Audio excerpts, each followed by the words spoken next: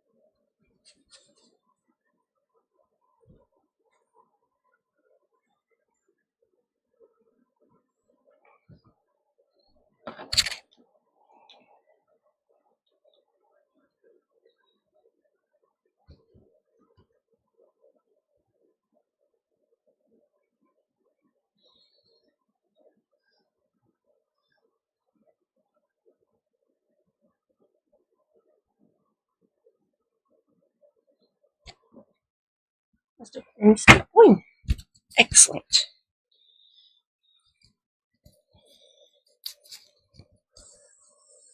Oi, oi.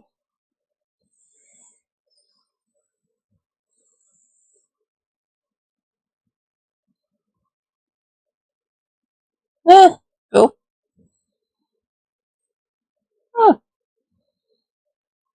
Oh my god. Hello, hello. Idiosyncrasy and Davy B. Welcome, welcome in.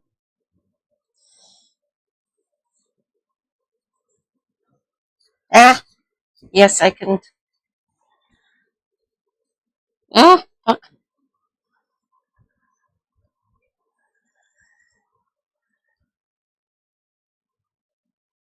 Rosemary! Hello, my dear.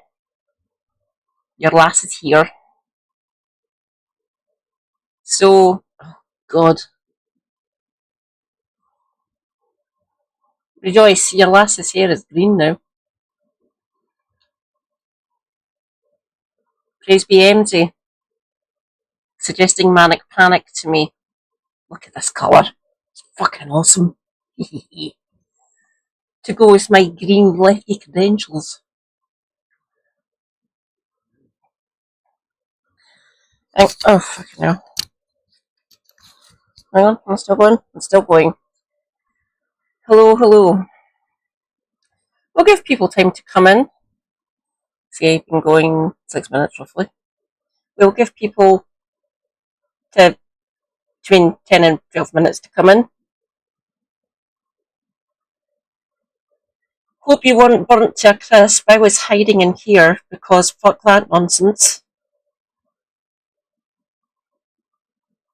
We are going to be covering FMQs, both the backbenchers and the stupid arse leaders.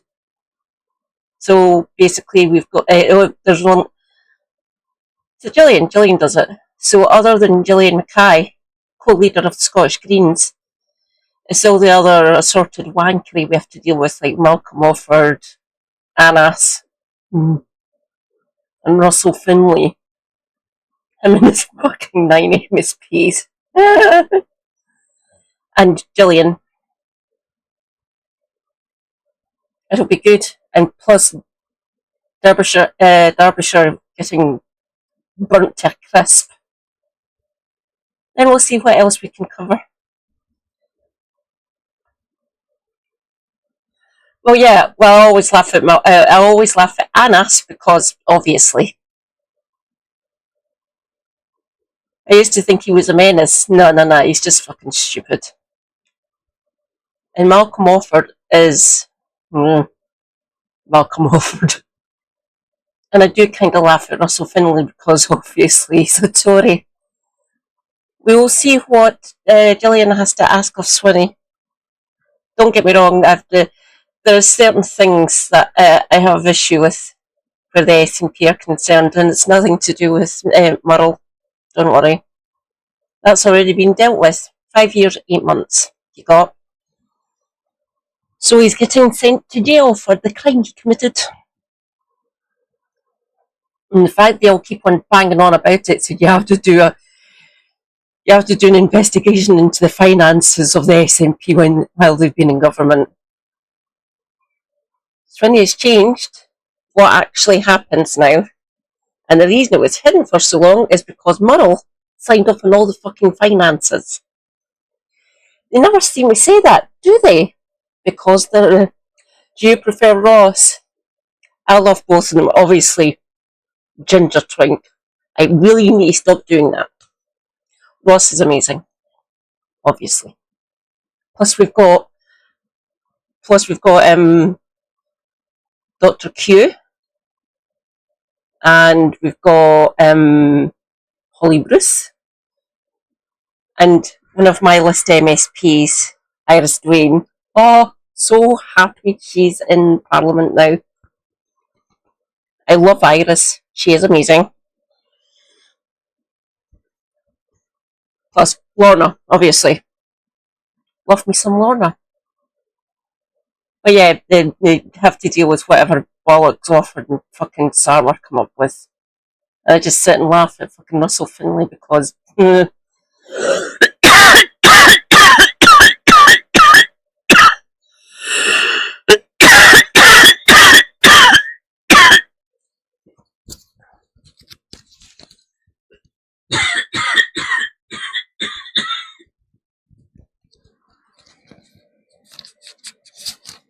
what the hell? Crisp's going down the wrong way. Fuck.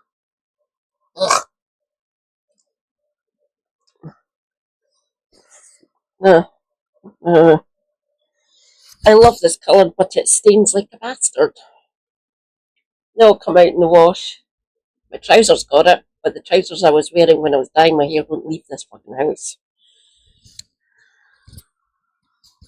There we go.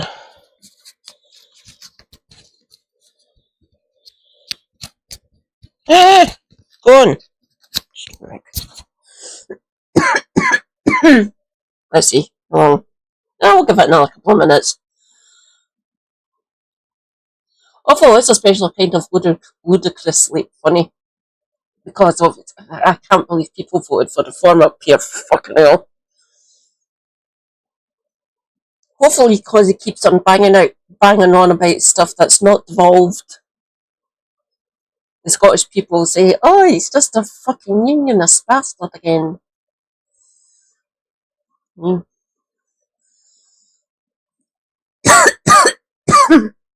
Excuse me. Mm. Tonight's poison of choice: Inch cider. It's kind of warm. What am I doing? It's still 20 degrees. Get the fuck.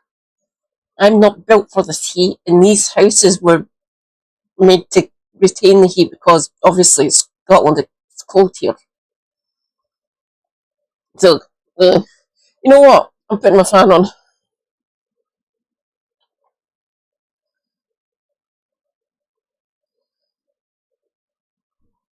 Oh, relief. Thank God. Let's see. Yeah, right. Shall we get to it? There's leaders.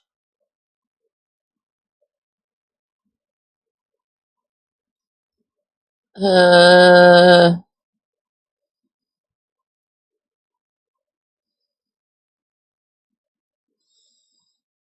he goes. Excuse me.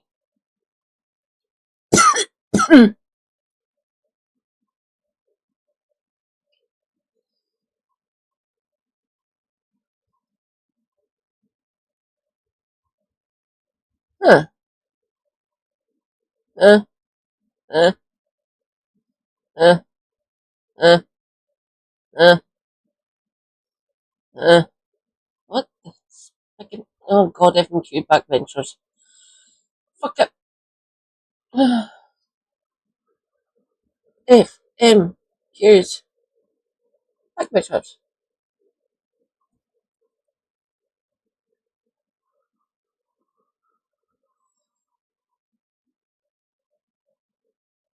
No, no, no.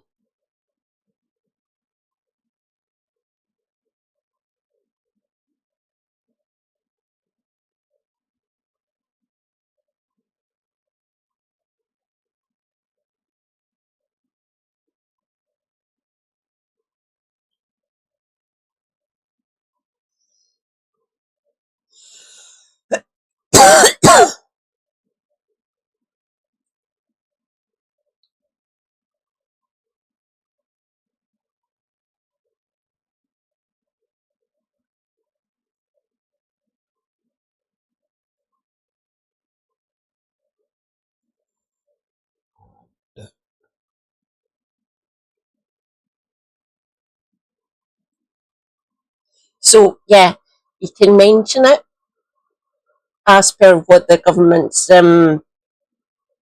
business will be about it, but actually mentioning the individual or the victims or the area it happened, can't do that. Investigation ongoing.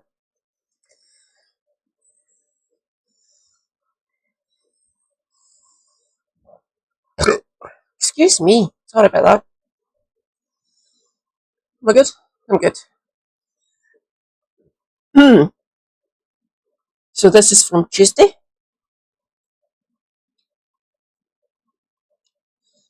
Hang on, I will bring up my channels. Bring it. There we go.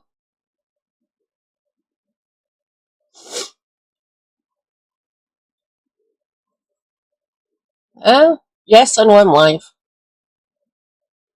Eating obvious. Rejoice. There we go. Ads start in 20 minutes. So for those of you who are not subbed on Twitch, ads 20 minutes. I will check every so often. which will be 35. So I will check back and I'll give you a few minutes warning. So there we go. There is my Twitch dashboard. Let us bring up my YouTube.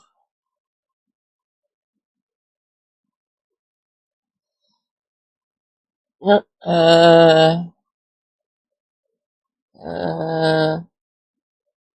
Save to watch later. Thank you. Go there. View my channel. Go. Mute. There we go.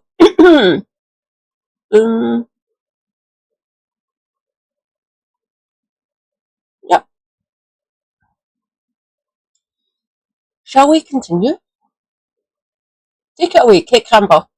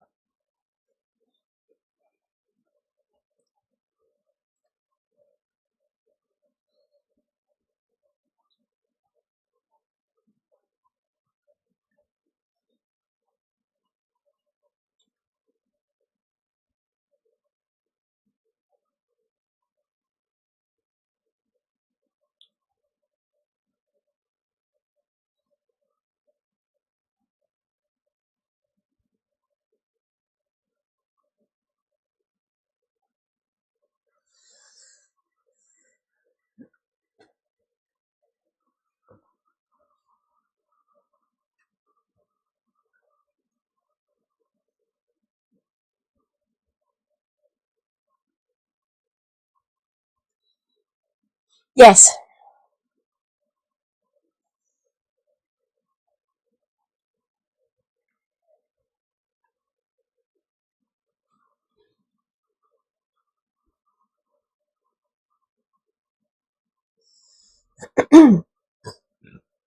Excuse me? Yep.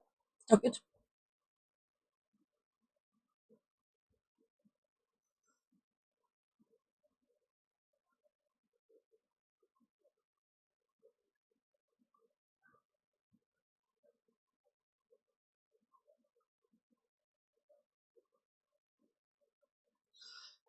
Oh, fuck. Right. There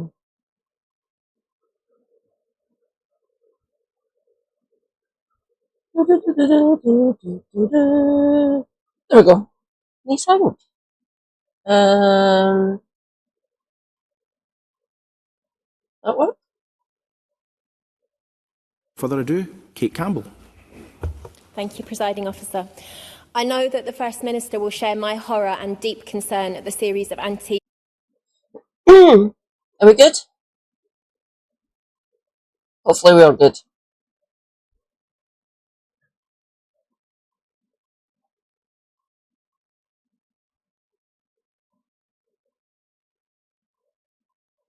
Bollocks.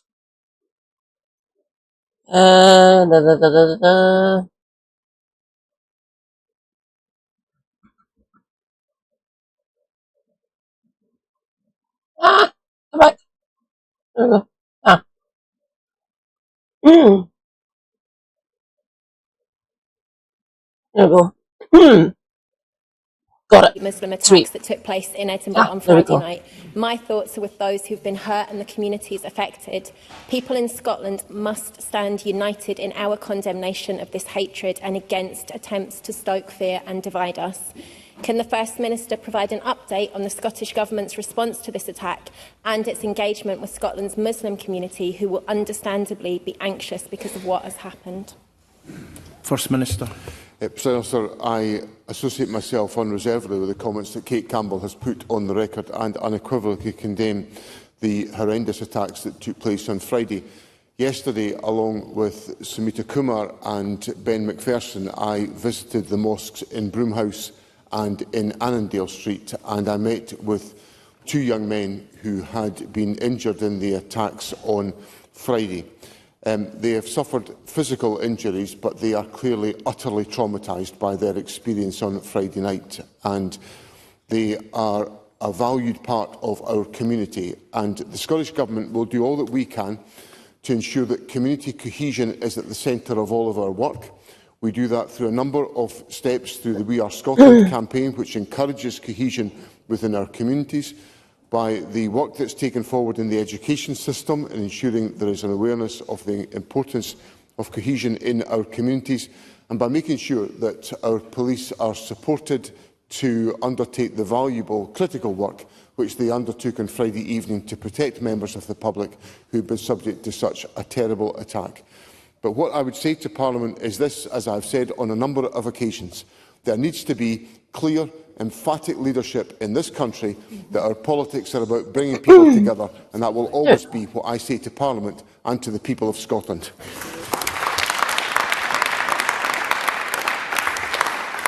Murdo Fraser. Oh, fuck. Presiding officer, there has been a very welcome and sudden U-turn from the Scottish Government. Hello, Murdo. How are you doing, you Tory wank?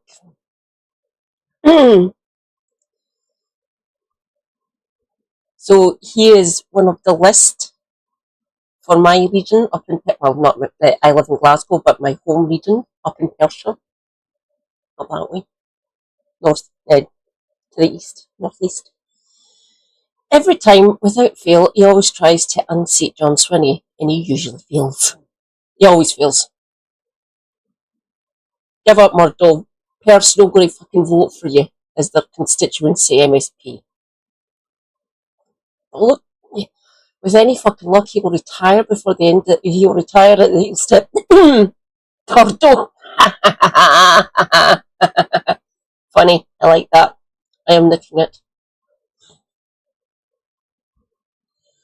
In response to the court case decided on Friday about the presence of transgender male prisoners in the female estate, while this is welcome, it was shocking that the Scottish Prison Service seemed to indicate initially that they would not be complying with the law and continuing to allow male-bodied prisoners in female prisons, putting females at risk. So I welcome the U-turn. Can the First Minister tell us how much taxpayers' money has been spent here defending the indefensible? And will he now agree to meet finally with 4 Women Scotland to hear their concerns on behalf of vulnerable women? First Minister. Mr Fraser is a qualified solicitor, and he will know that there is a necessity in the case of individual judgments for those involved to consider whether there is any basis upon which an appeal should be mounted to a particular case. Now, that is a swift decision that has been taken by the Government not to appeal in this case, and to indicate that the practical steps are now being taken by the Scottish Prison Service to ensure that the prison estate is entirely compliant with the judgment that was issued by Lady Ross on Friday.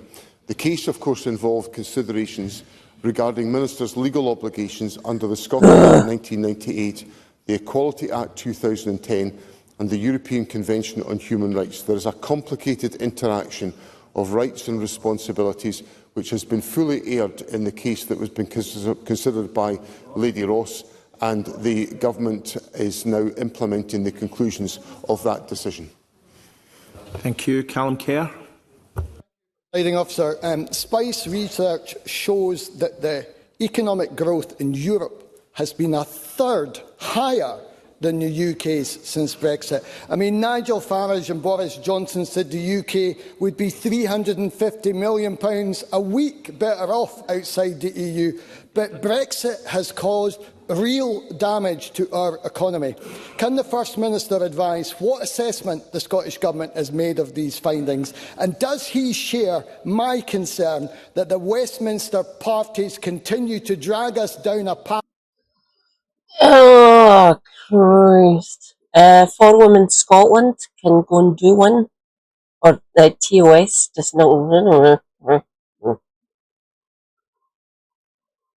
So, fully transitioned F to M will be put in women's prisons. and vice versa for M to F. So that's fun. So what they're going to need to do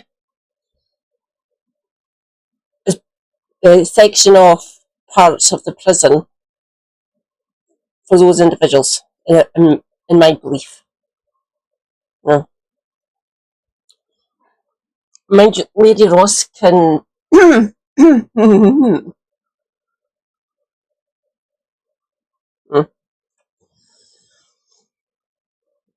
ever since the Supreme Court ruling got done to us, it's fucking mad.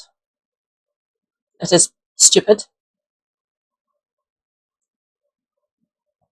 What can I say? Normal island, everyone. It's fun living here, isn't it?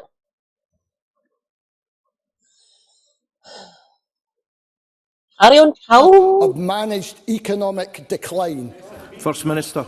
So, sir, as Mr Kerr raises the important issues around the economic impact of Brexit, and that is relevant given that today marks 10 years since the Brexit referendum, and a year on, the scale and year on year, the scale of the Brexit disaster becomes more apparent. Modelling by the National Institute for Economic and Social Research estimated a 3.2% hit to GDP due to Brexit in 2025, increasing to an estimated 5.7% by 2035. So this equates to a cut in public revenues. Yeah, I keep on meaning you mention that more often. Yeah, Blair set up the Supreme Court.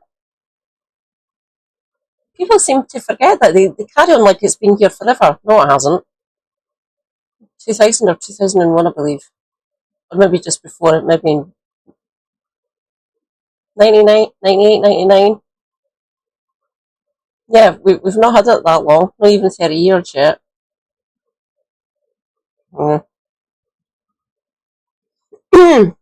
So for all intents and purposes, the legal systems are separate. We've got an older, more well-established legal system up here. The English one's younger than ours because they borrowed out. They used to follow the laws that we made in Act of Union. But yeah, our one's older than the English one because they literally borrowed it from us and they've changed it over the years. I am so glad that the legal system's ostensibly different. Like, we've got corroboration up here, which means two police. Don't get me wrong, a cab. But yeah, we have legal frameworks in common with England and Wales.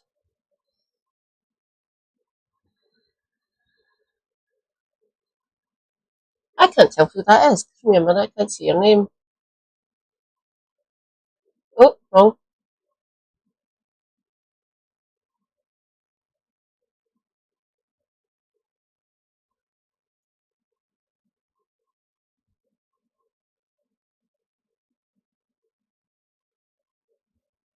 Yay, rejoice, it's finally a tolerable temperature. Oh, thank, it's under 20 at last, and it's fucking midnight. I can't make out your name. Can you just type in a message so I know what to call you? Oh my god, is that you, MZ darling? Look, look. I love Manic Panic, thank you, my dear. Look, green, green. So this is Venus Envy. I was deciding between, like, Mystic Heather was one of the ones you said to me. Rosemary is amazing. It is I, Enzo. Hello, darling. What's the temperature been doing like in Yorkshire? It has been too damn hot for me up here, and we didn't even reach 30. Now, if it ever gets up to 30 here in Scotland, I'm fucked. I'm sending Super Hubby out to get all the ice, I don't care where he gets it, and putting it in my bath. Thank you, my dear. Brilliant suggestion for getting Manic Panic, by the way. Mwah, mwah. Thank you. So once this is all out of my hair, maybe going on to the heather, Or maybe going hot, hot pink. Rejoice, we have a Talia. Good evening, Talia button. You stopped checking the temperature when it hit 27. I didn't fucking blame you. No, like, Helena on the south coast, so Helena's in Nottinghamshire, roughly. Yeah, they were getting baked alive. As far as I'm concerned, it was 36 down there, and that can fuck right off. Just, no, not doing that.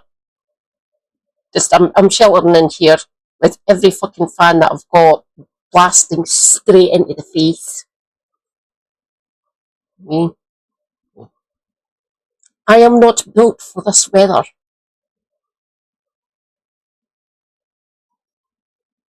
Oh, thank you. It might be the next one. It should be the next one. But I'm going to get him to do it this time because the bath is now a delightful a delightful hue of green. He tried his best, but dear God, you can still see the faint outlines of the green on the bath. Sorry, darling. They just say, there you go, that looks green, unlike the other one you chose. So, sorry, Schwarzkopf, you've lost me now.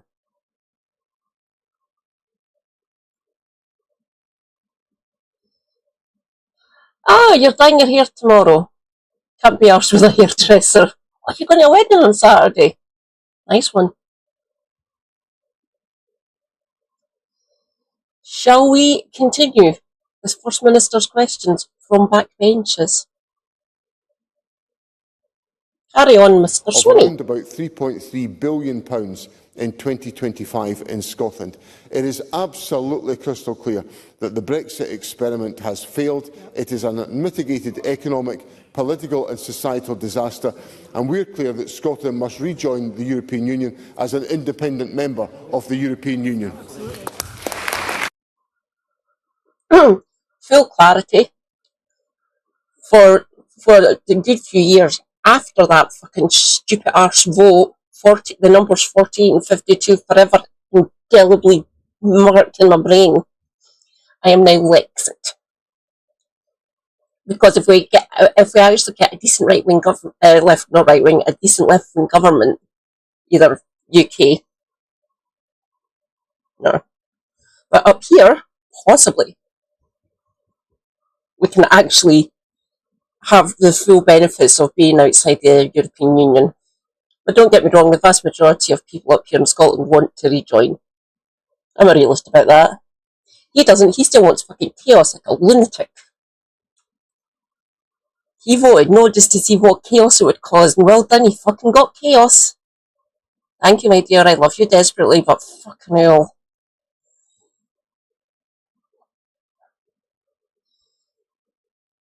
Yeah, I'm trying to work that out as well. Rosemary, what is that?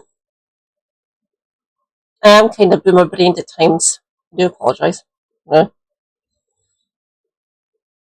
Oh, pissing myself laughing.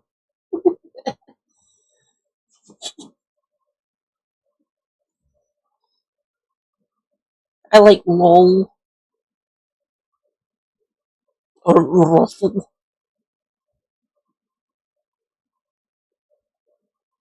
Or wow. Fuck off. Go away. You're annoying the fuck out of me.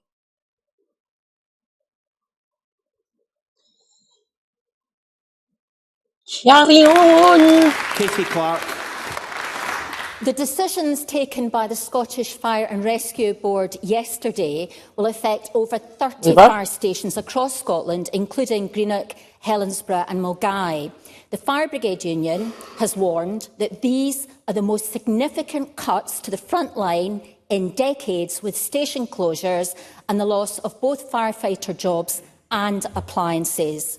Does the First Minister agree that MSPs should have the opportunity to debate and vote on these cuts? The emoji's not working. Weird. I understand the concerns I will do my emojis. Katie Clark has put to Parliament today, and obviously the concerns that are expressed by members of the Fire Brigade Union. What I can say to Parliament is that The Scottish Fire and Rescue Service Board has consulted extensively on these changes. There are Look a at whole them. host of Aren't they changes glorious? that the Fire and Rescue Service Board decided not to take forward that were part of the consultation because of the very reason that I explained to Parliament on previous occasions that individual changes would have to be assessed to determine their suitability and their sustainability to ensure there was an effective fire and rescue service in place. Now, some of the changes involve the closure of a number of stations that have operated, well, that have actually not operated. These have had no staff for some time.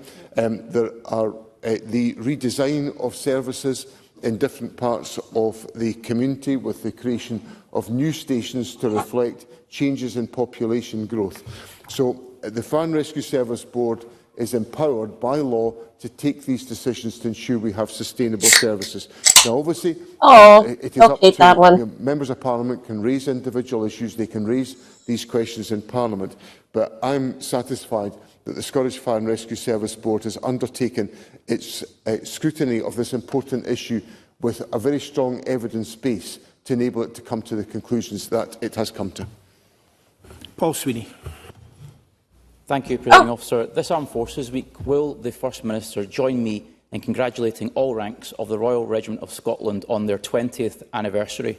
Thousands of gallant young men and women from Scotland and across the Commonwealth have served in the regiment over the last 2 decades, with 20... Rejoice, one of my Labour list MSPs, he actually ran in the seat, but he didn't win. Ivan McKee won, who was in Cabinet. He got close, I think. Give me a minute, I'll check. Give me a momentito. Oh, Sweeney. Nope. Sweeney. There we go. Oh, Sweeney. Go.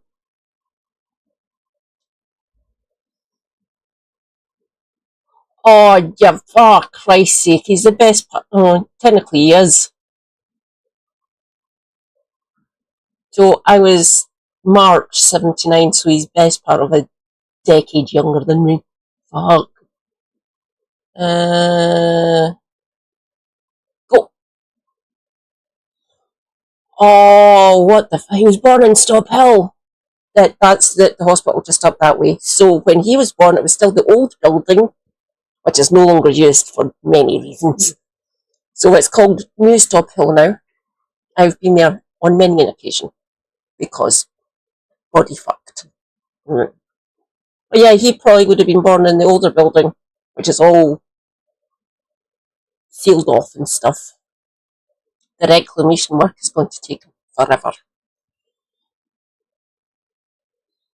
I cannot remember how we done. Give me a momentito. Do-do-do-do-do. Do-do-do-do. Do-do-do-do. What's this? Do-do-do-do. Do-do-do-do.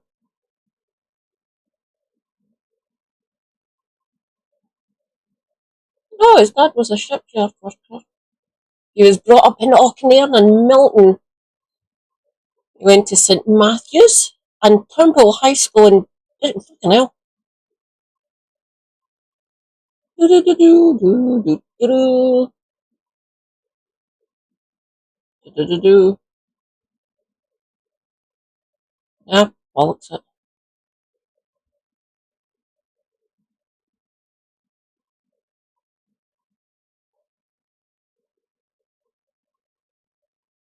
Where is it? No. Let's get right to it. Don't you dare. Right. Ah!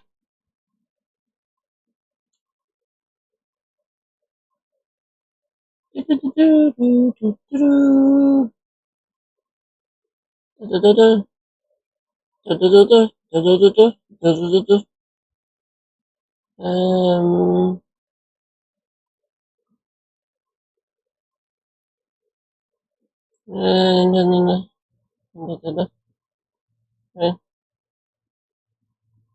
Ah, he was 7th. Oh, you would have run for the Glasgow.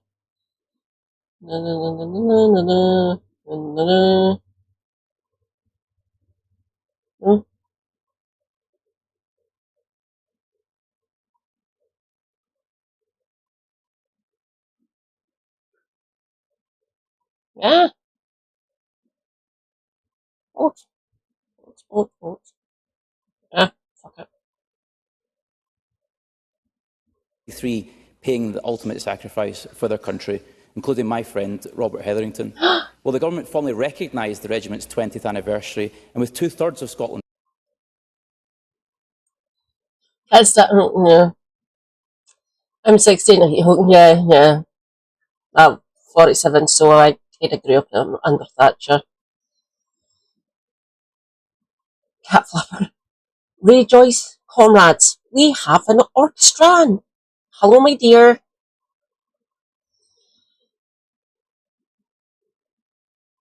Yeah.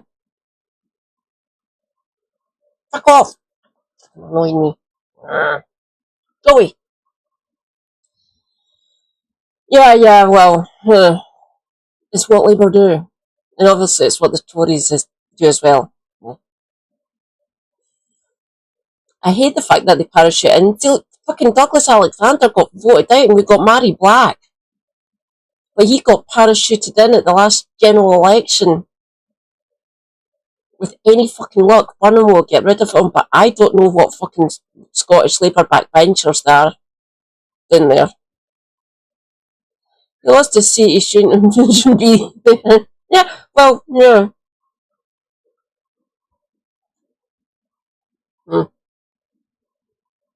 Councils having granted Scotland's Line Infantry Regiment the freedom of their areas, would he be willing to write to the Lord Provost of Glasgow to encourage her to grant this recognition from Scotland's largest city? First Minister. On the specific last point that Mr Sweeney raises with me, it's obviously a matter for individual local authorities to decide on their own position. But for my part, let me say on behalf of the Scottish Government my appreciation for the service of all members of the Royal Regiment of Scotland, indeed for all the service of all members of the armed forces. They do a perilous task on our behalf to keep us safe. I express to Mr Sweeney my sympathy at the... Yes, I noticed that. It was Specs who told me about it. He wanted to see my reaction, and yes, rage. Very much rage. Plus, he campaigned for Better Together. Yeah, Andy Burnham can fuck right off. Yeah. The playwright bastard that he is. And he's not even getting rid of fucking Shabana Mahmood. Thanks. One of the most extreme fucking home secretaries we've ever fucking had. Yeah,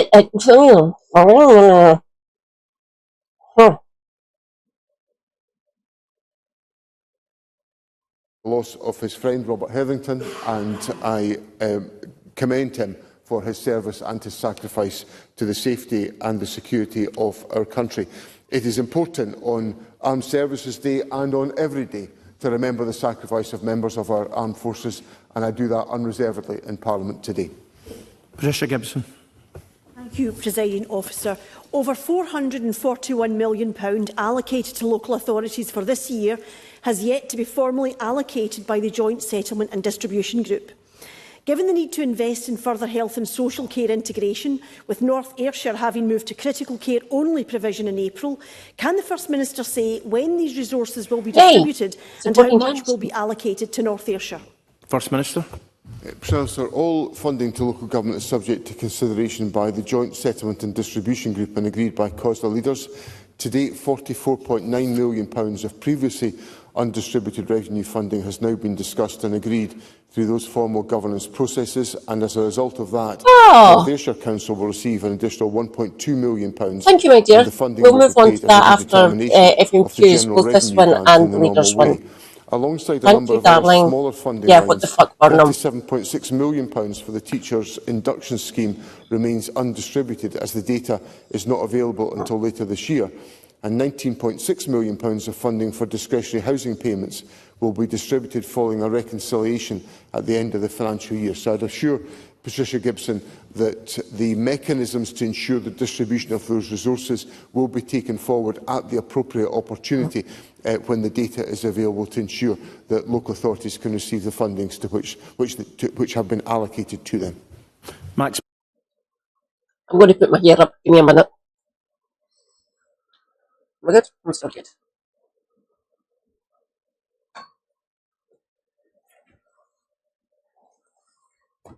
Oops.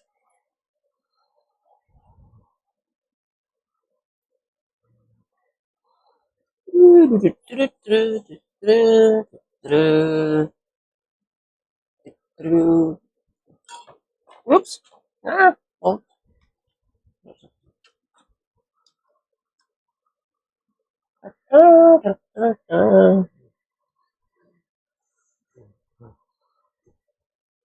Deja you gone.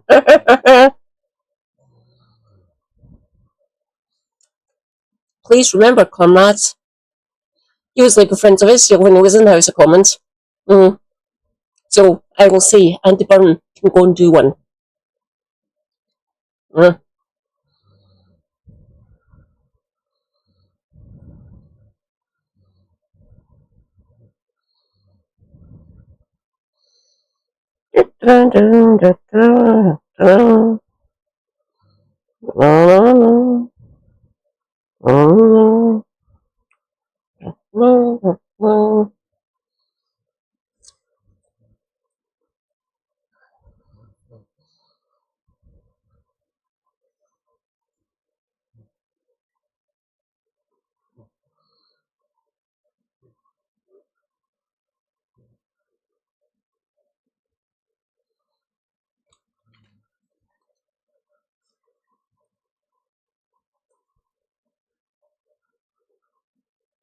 There we go. Much better. Bannerman. Thank you, Presiding Officer. Can I ask the First Minister if he supports nationally funding which have been allocated I missed his name. Max Bannerman. Max Bannerman, right. Thank you, Presiding Officer. Can I ask the First Minister if he supports nationally funding business rates relief for current vacant properties to encourage local growth, particularly in the rural economy of the Highlands and Islands? Be rest assured that all of them, I repeat, all of them, in reform are list. They did run in all of them. I'm sure it was all of them. They did run in all the constituencies, and nope. They came close in a couple of the ones northeast. No. But all of them, they are list. Including Malcolm. One of wants all of your stuff. Oh! Yeah. Rejoice, comrades. We have an Elron. Hello. Good evening, Elron Hubbard. Getting that wrong. How goes it? I hope you're not burnt to a crisp. I stayed indoors because fuck that. Yes, Burnham can do one. And I don't like the fact that Wes is backing him, which means he's going to get a cushy fucking cabinet position. So, watch this space. It better fucking not be Chancellor. As long as Scotland's doing too well compared to England, questions will be asked, so it's time to attack Scotland and steal everything, apparently. He does realise the fucking fight he'll have in his hand if he tries to mess with us. Politically, I mean, not physically. Again, no violence, please. Violence at the ballot box? Yes. Other forms of violence? But yeah, if he starts taking our shit or changing the Barnett formula to be more equal with the rest of the country.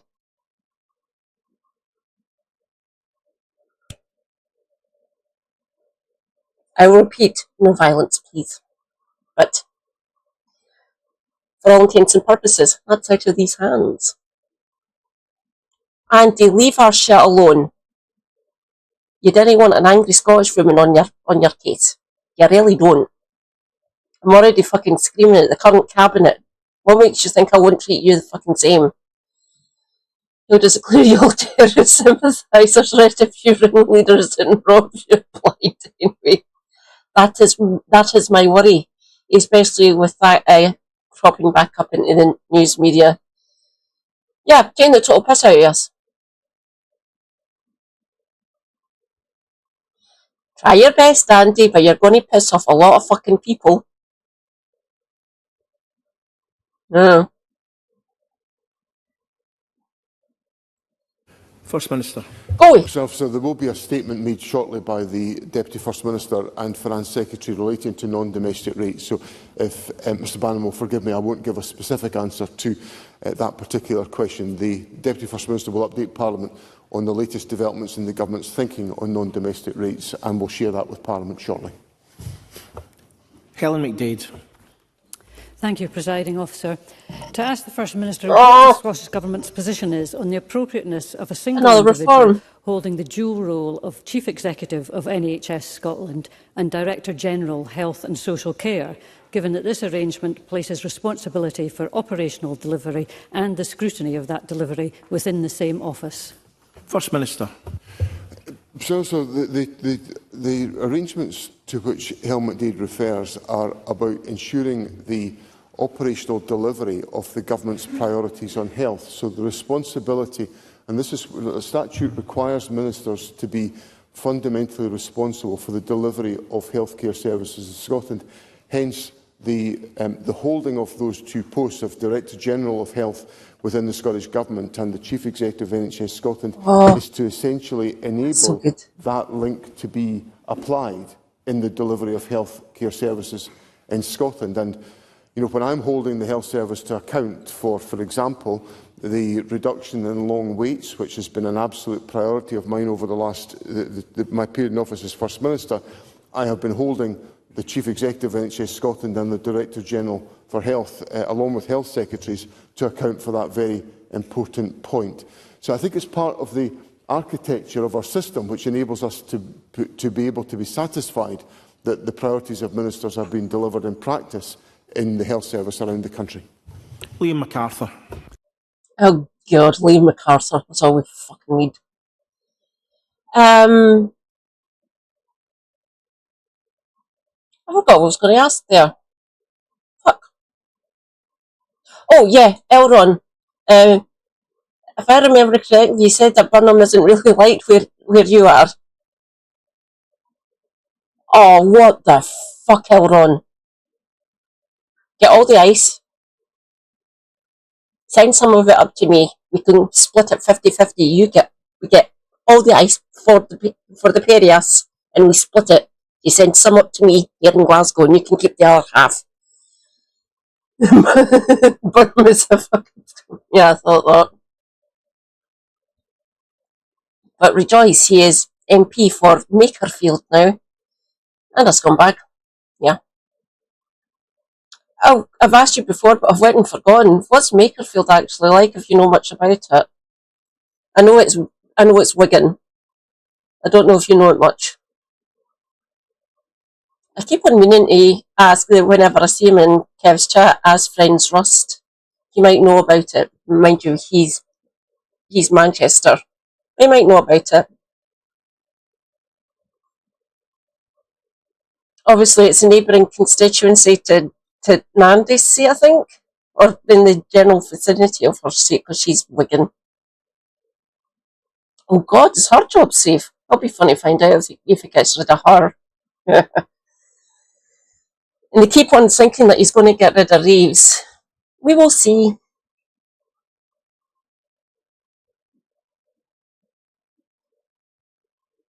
Part bougie, part local. Oh God, right. All the wards in that constituency for their council, they're all reform. But I think a lot of the Lib Dem and the Tory voters voted for speculation. Obviously, I can't give you the citation for this, just my general feeling that they all backed Burnham to make sure the Reform idiot wouldn't win. That would have been fun.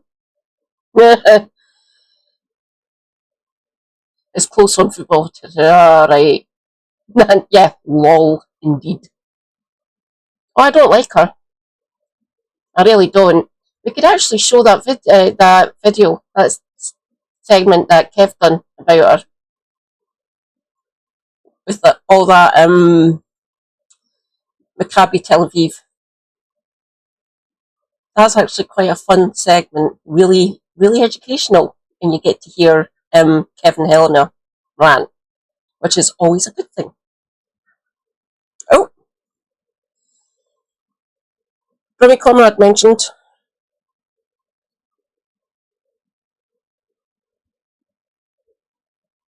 Come on. Go. Go follow her, Remy Conrad. I order you. Do it now. Good.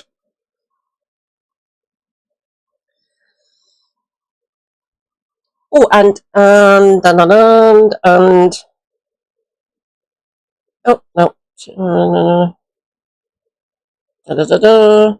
Shout out at news.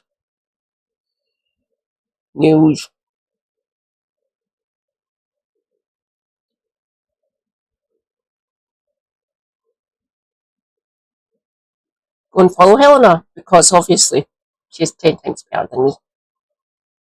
You get snark and ranting from this girl. Or lass if you want. There you go. Go and follow Kevin Helena, because obviously. Mind you, in saying that, most of you probably already do, because where do you think I get most of my audience from? Those two excellent people. Thank you, Presiding Officer. I have a constituent who for the last 9 years has been desperately seeking treatment for swelling on his legs and groin that has got progressively worse and is now profoundly incapacitating. Having sought treatment in Scotland, it's clear that this is not available. With the help of his GP, however, a consultant at the St George's Urology and Lymphedema Clinic in London was consulted and confirmed treatment which he feels has a high chance of success. This cross-border referral requires approval from the National Services Directorate. That's not been forthcoming, despite my constituent doing everything asked of him. Given the effect on his physical and mental health, which my constituent believes now this matter and treatment is now a matter of life and death for him, subject to me providing more details, will the First Minister look into this case and take steps to ensure that a referral can be made as soon as possible? First Minister. Right, so I was lucky. I was struggling to breathe. My right leg was right below both my knees, rock solid, but my right leg, even up past my knees, so like my calf and my right thigh, rock solid, struggling to breathe. And my GP at the time, Dr. Siddiqui, checked me and said, right, you're going straight round to Amy. You want now? You should have seen the look on Super Hubby's face. Fuck. That face is etched into my memory.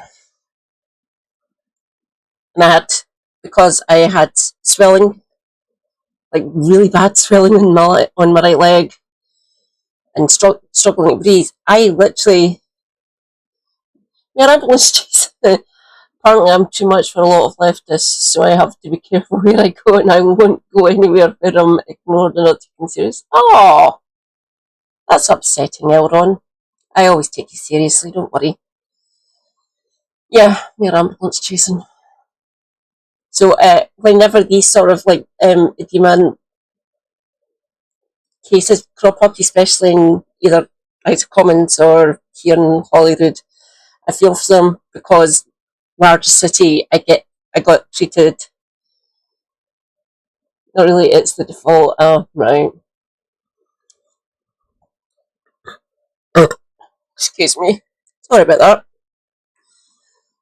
I feel for the people who don't get the care that they get, like the hospital treatment that they desperately need. Goody, just fuck off. Oh. So I feel, right, Liam, you've got a point. I get it. don't get me wrong, our NHS is better up here, mostly. But these cases do happen, unfortunately.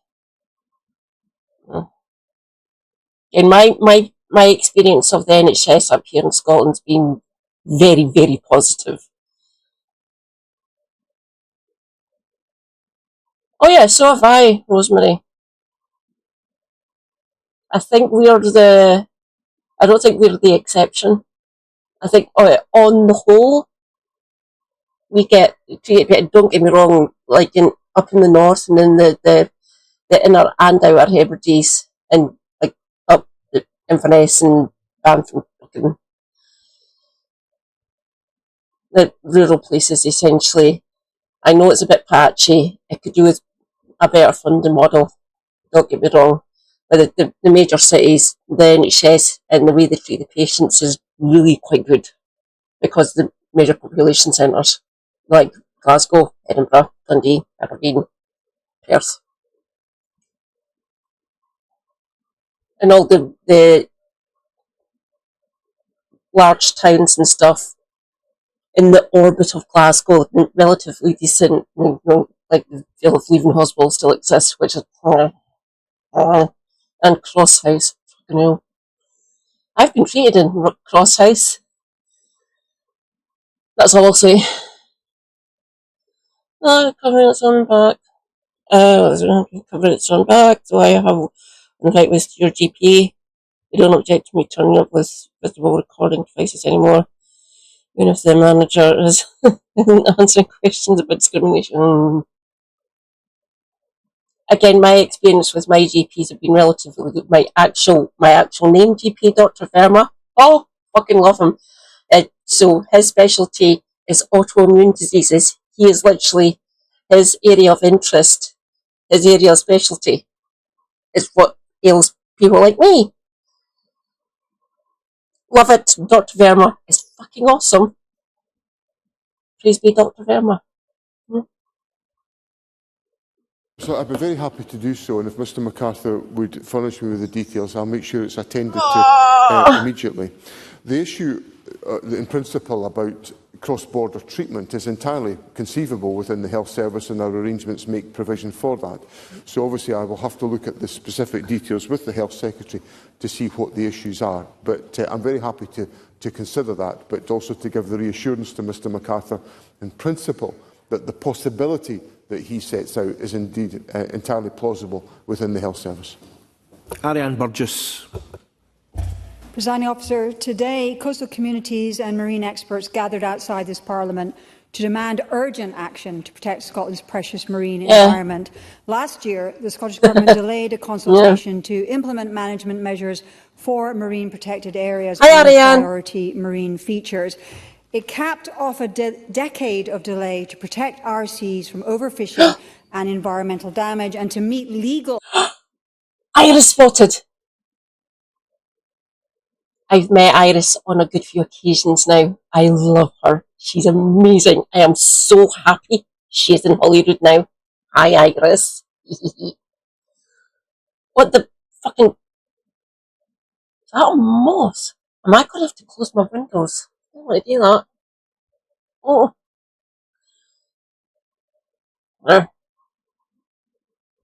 Oh. Obligations to achieve good environmental status for our seas.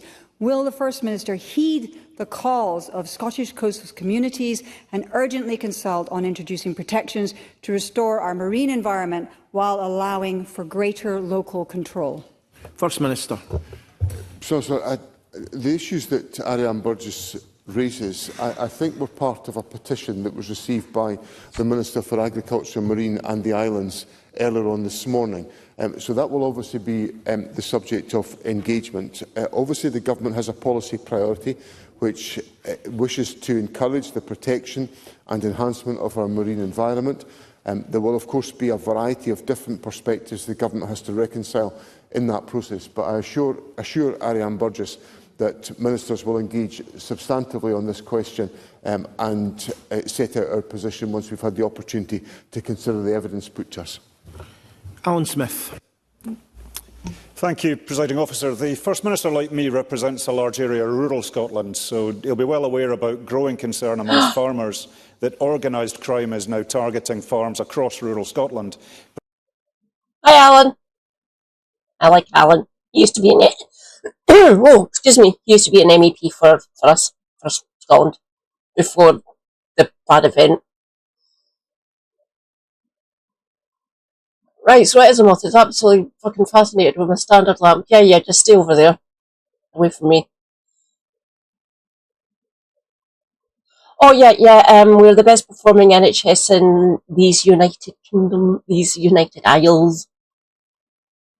And they keep, we'll get on to that with either the ANAS, Scottish Labour, or the Reform Egypt, Malcolm Offord.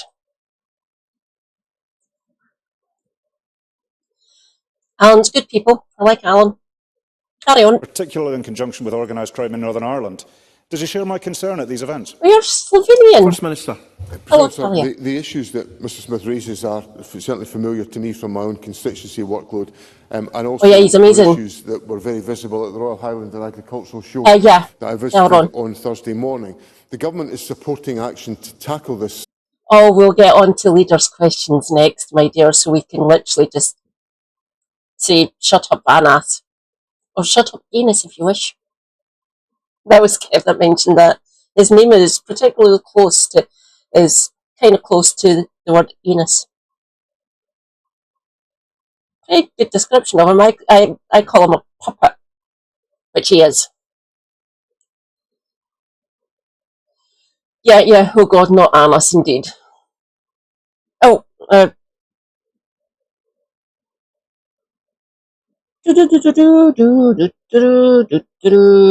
pin massage. There we go. That's getting pinned because, obviously.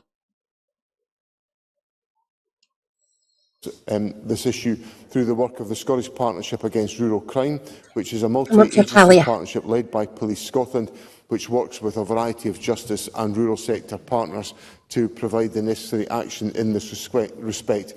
We do, of course, his own brother doesn't even talk to him. In their work financially, and we are increasingly concerned by the link between machinery theft and serious organised crime, which is a focus of the partnership to try to... The only reason he's in there because of nepotism. His dad was an MSP. People seem to forget that. His dad was in there before him. Address this practice within rural communities. Martin Day.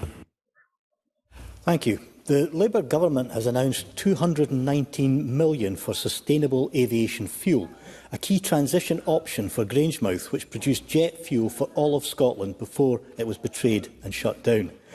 Will the First Minister join me in calling on the UK government to spend every single penny on Grangemouth and its workers? First Minister. So I recognise the significance of the point that Martin raises with me, because the opportunity to develop jet fuel at Grangemouth was one of the significant economic opportunities that arose out of the debate around the future of the facility. And it's a matter of enormous regret that the interventions of the United Kingdom Government and the promises that were made to safeguard the future of Grangemouth have not been taken forward as a consequence. I kept on saying at the time, you think you're going to be able to trust this fucking Labour government? No. Or the Tories before them. I knew exactly. I don't trust them with this. I don't. Your dad was head of geography there. Holy fuck. So, Hutchinson is a secondary school in the south side of Glasgow. So, it used to be called Gorbals, the area, not the school. Back in the bad old days.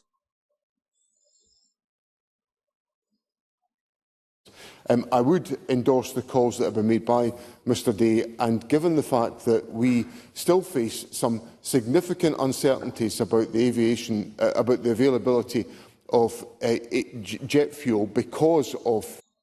are you, Rosemary? Grammar schools in the Gorbals. It was just an area of Glasgow, that's what it was called. It's called Hutchiston now. Yeah, Hutchiston.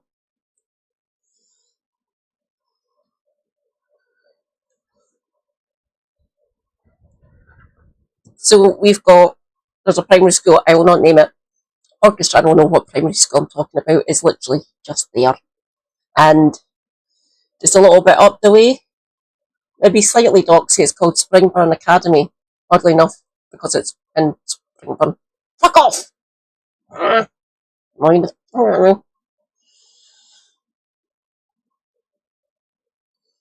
The uncertainty in the Middle East. It's an urgent priority that we're able to make progress on this issue. 6 years, and I so assure Mr Dave the willingness to participate in that work. Nice one, Oxfam. Thomas Kerr. Presiding officer, in 2016, 800... Oh God, this little prick. This used to be a fucking Tory councillor in the council here. He's not now. He changed to Reform, and now he's an MSP. Thomas Kerr is an idiot and a wanker. That's all I really need to say about him. Bloody freezing and boring. Welcome to Scotland, Rosemary. Yeah. Like that, I'd rather have it pouring with rain instead of fucking the heat, because some of us are not built for it.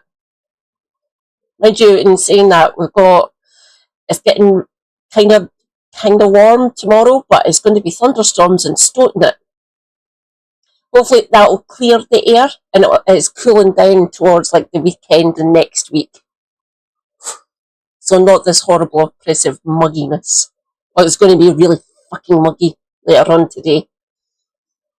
Ugh. I sweat at the best of times, so yeah, I'm going to feel sticky as fuck. I'm going to have multiple showers during the day. Christ.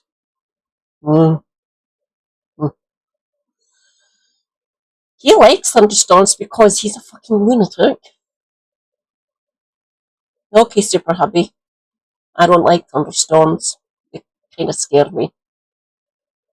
And when it's stoting it, when it's bouncing fucking 50 feet in the fucking air. Oh yeah, I didn't blame you, Elron. I was worried for Jim's speak and Emily, two very good comrades who I speak to on Discord.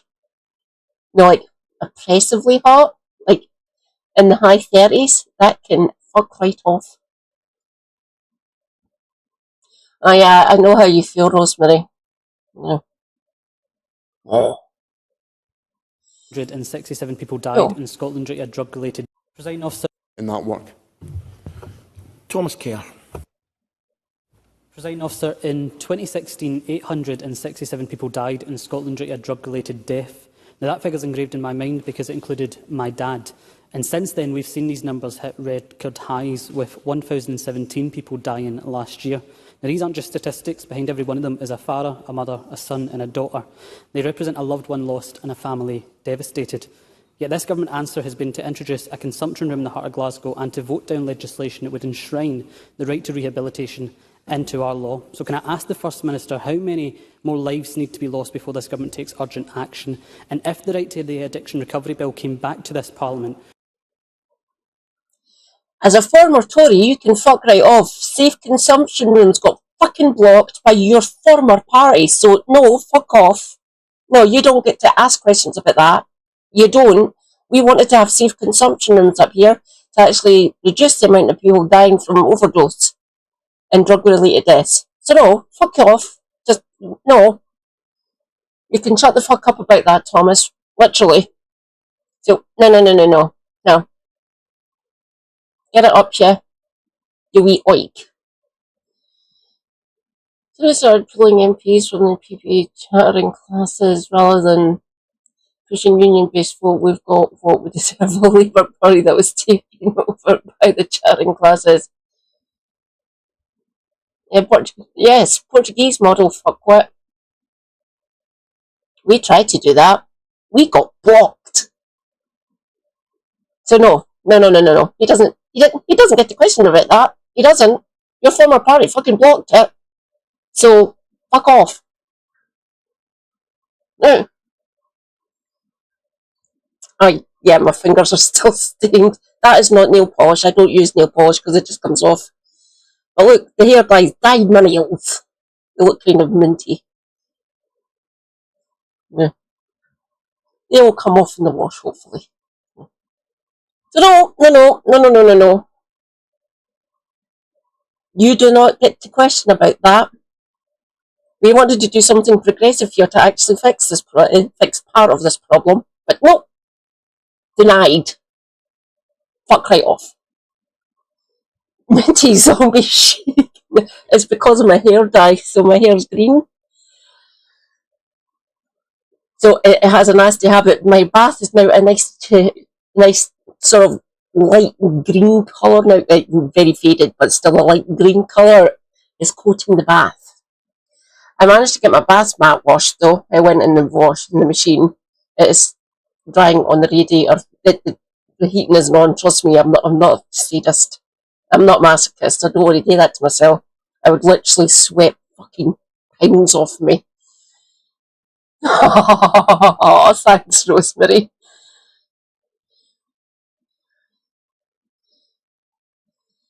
Oh yeah. Henna does that. So Niblet, my niece, they use henna. The hair looks amazing. But yeah, henna does have that habit. It depends on what sort of shading of henna it is. But yeah, the henna's worse than these ones, trust me. So yeah, the nail fingered hands, anything else that touches the face and the scalp. The hair looks cool. Don't get me wrong, I love henna. I can't pull off. Just look at the colour of me.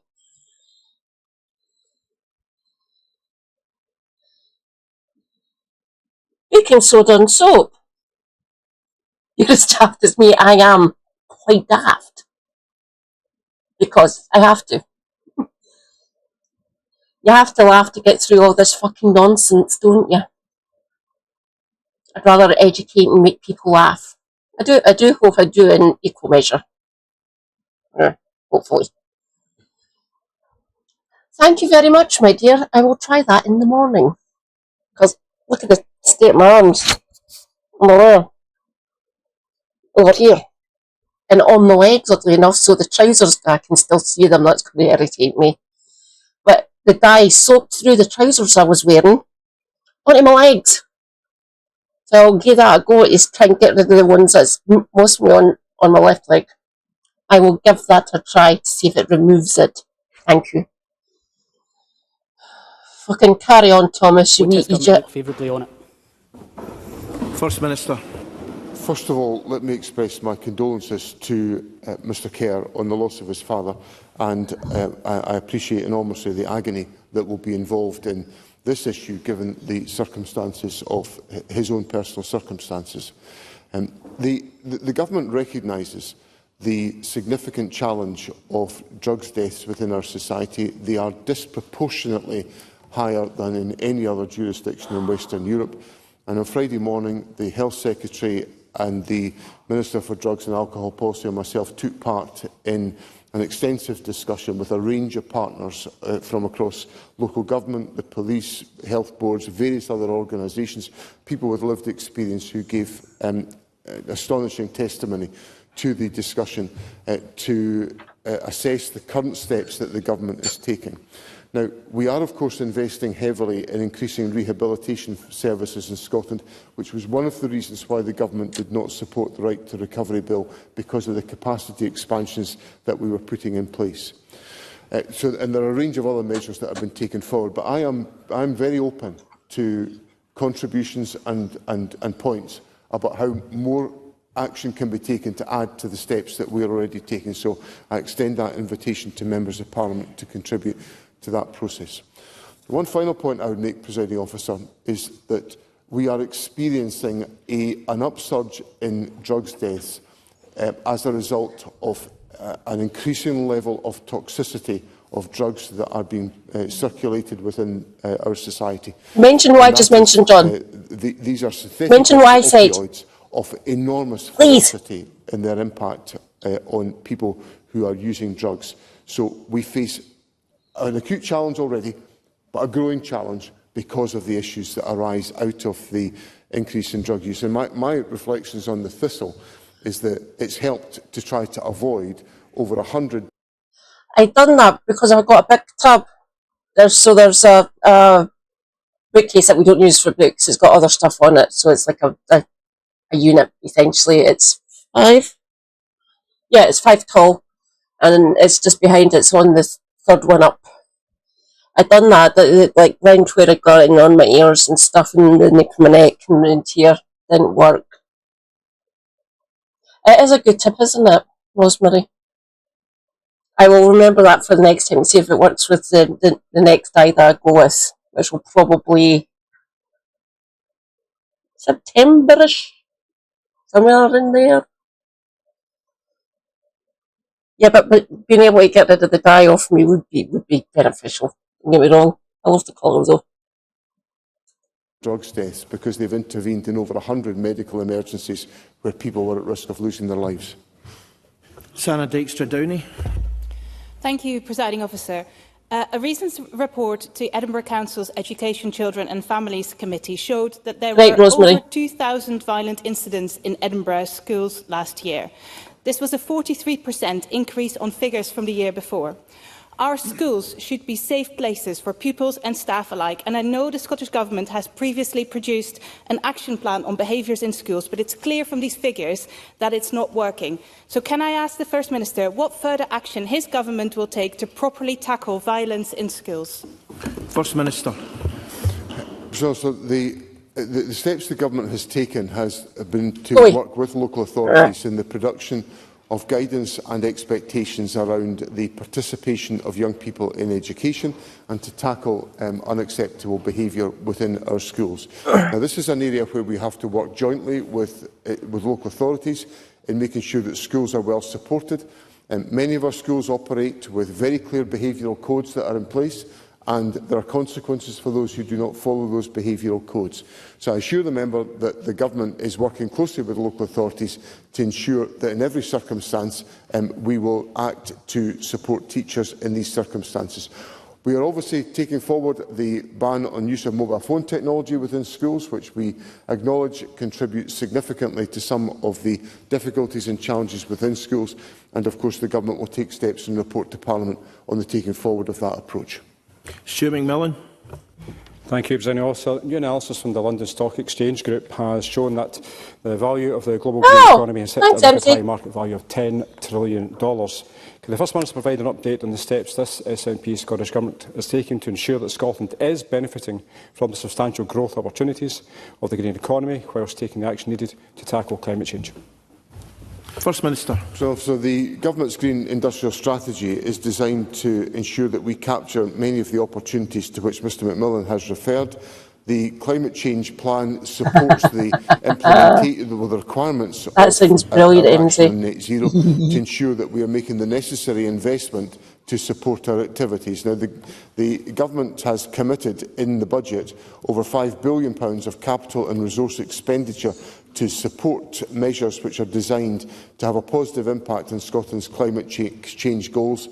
And it is welcome that in recent analysis, the Confederation of British Industry in Scotland have set out that climate action contributes £10.2 billion to Scotland's economy. And of course that contributes significantly to the strong record that we have on foreign direct investment, which has been recorded today again in the EY foreign direct investment analysis, which shows Scotland to be the strongest part of the United Kingdom for foreign direct investment, other than London and the south east of England, for the 11th year in a row.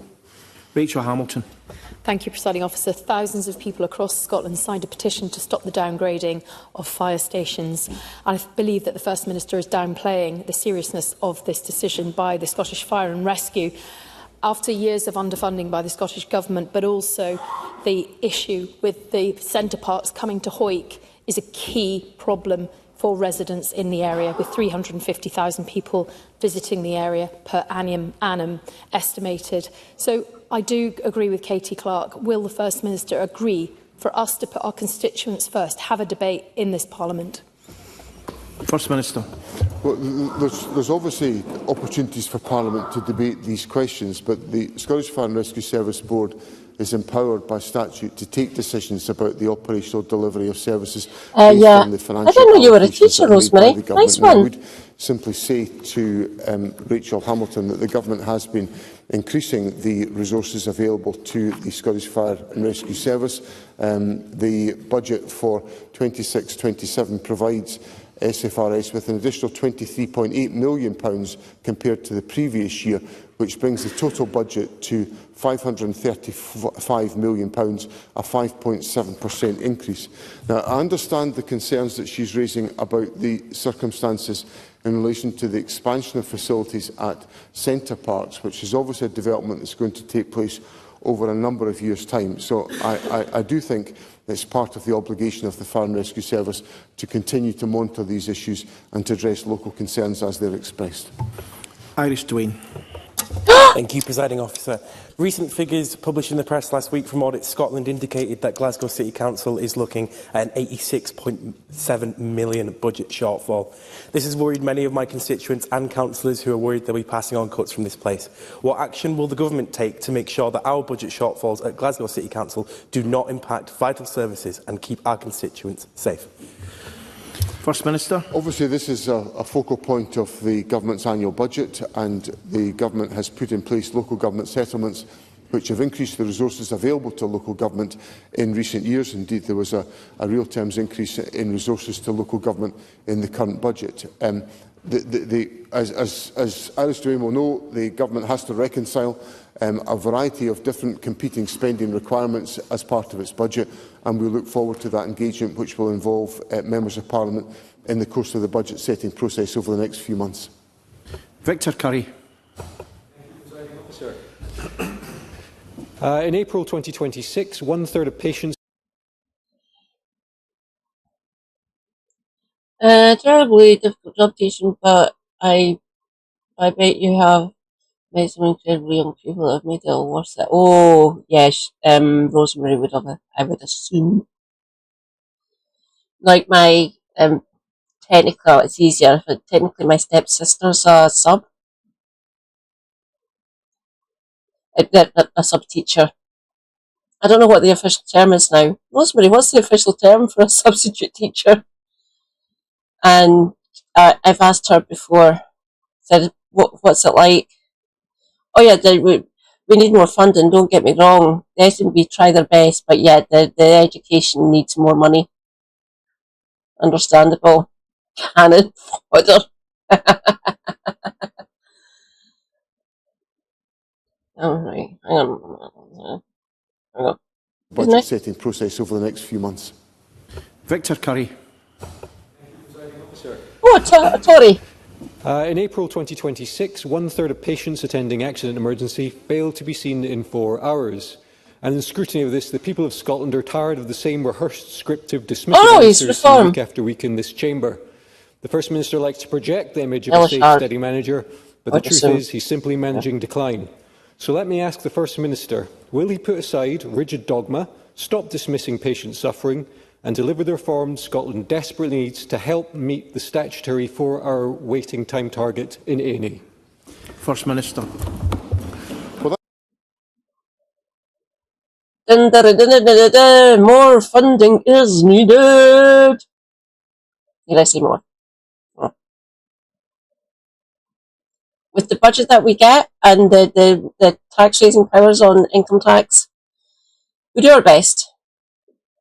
Look, when you run at 8 hours regularly, apparently the reg is something over 15 hours. Fucking hell. No, like my sister is doing another degree, so she can band 7 prescribing powers essentially, and more autonomy to help with her patients. Like, so she's based in Pitlochry, which is north of Perth. That's her area up there. That's where she mostly works. And she asked me, how the fuck do you cope doing your degree? And targets in England are? Yes. Yeah, they don't have a leg to stand on there, do they, Rosemary? Mm-hmm. Like, from everyone that I know, including family members who work within NHS Scotland, said, is it better? It is better. Like, one of my sister's friends who graduated with her at the same time a few years ago from their degree, their nursing degree, she went down and worked in England, and she survived 6 months. She said, nope, I'm moving back here. My sister's name, can you help me come back up and look for jobs for me? Said, what area do you want, like, what area within the NHS and what area do you want? I'm open to any area, but she liked pediatrics, rheumatology, especially childhood rheumatology. Can't keep the nursing staff accommodation. Yeah, conditions are no. You're correct, Elron. You're correct. I actually talked to her. Said, how bad is it down there? Oh, it's fucked. Thank you, my dear. Nice to know. So all the ones who actually graduate from Scottish universities, like they come up here, if they've got Scottish family, and they get the free education and stuff. If they were born and brought up and went through the education system here in Scotland, you get free tuition, which I got for my degree. Or they go down and work in England to be closer to like friends and family down there. And most of them come back within 18 months essentially. So my sister's friend survived 6 months, said, nope, not doing that, no. And she came back up. She came back up basically halfway through COVID. So my sister's class essentially graduated, and 6 months later, boom, pandemic. So she just qualified, and 6 months later, flung into the frying pan and out into the fucking fire. I made sure to check in with her and her friends who were working during the pandemic. Said, how are you doing, my dear? I'm fucking knackered. Didn't blame her. I'm glad she's going for prescribing powers and more, like, you can do a wider range of things being a nurse. Yeah, the teachers earn more up here, between 5 and 8 usually, depending if they're like primary or secondary, or if they're specialists, like Orchestrand's dad was, like the head of a department in the secondary school.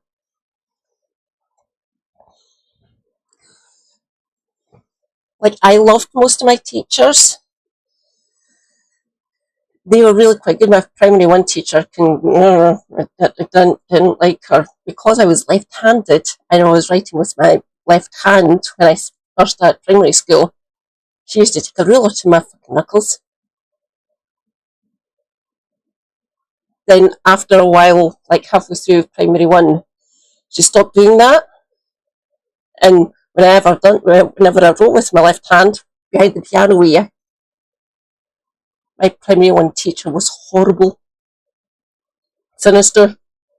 Work of the devil writing with your left hand, apparently. That's a neat trick. My mum's left-handed. She managed to survive. Don't get me wrong, she was kind of monster at school for it. Leave my mum and me alone, you bastards. So to this very day, I can kind of write with my left hand, mostly, but I write with my right, and my writing is woeful. The fact that I got forced to use my right hand and arthritis. I still think my handwriting looks kind of decent. According to my mother and my husband, no, it's not. It's a scroll. No. Sorry, Mum, I love you desperately, and sorry, Super Hubby, I love you too, but no, the pair of yous are wrong. You're wrong. Mm-hmm. I like my handwriting. It's the best I can do, considering my arthritis. Seriously, some teachers were horrible. That's what the government is working to achieve, whereby we've put in place a variety of different interventions to try to make sure that we reduce demand and pressure on A&E services. So, for example, the introduction of Pharmacy First is designed to provide ready high street access to diagnostic services for particularly low-level incidents. The expansion of GP walk-in clinics are designed to ensure that we support that endeavour. The increase in GP numbers is designed also to make sure that... I just have a BSc. Virology and parasitology, if anyone's curious. Yeah, fuck your primary one teacher. If you've got a Master of Arts and 2 fucking postgrads, yeah, you proved that teacher wrong. Good. Like, don't get me wrong, some teachers are fucking horrible. It was my guidance teacher at secondary school that done me in. I should have been able to go straight to university, but she convinced me because I didn't get higher math. I wouldn't be able to go and do my higher maths to go and do a science degree. For the one that I was wanted to specialise in, I didn't need maths. Don't get me wrong, I would have the maths that I needed would have been contained in the degree I wanted to do when I was a teenager. But no, she managed to convince me because I couldn't get higher maths or higher physics that I wouldn't be able to do a science degree, which is blatantly bollocks. I wasn't going to be doing physics or like degree level chemistry. I was going to be doing a biological science.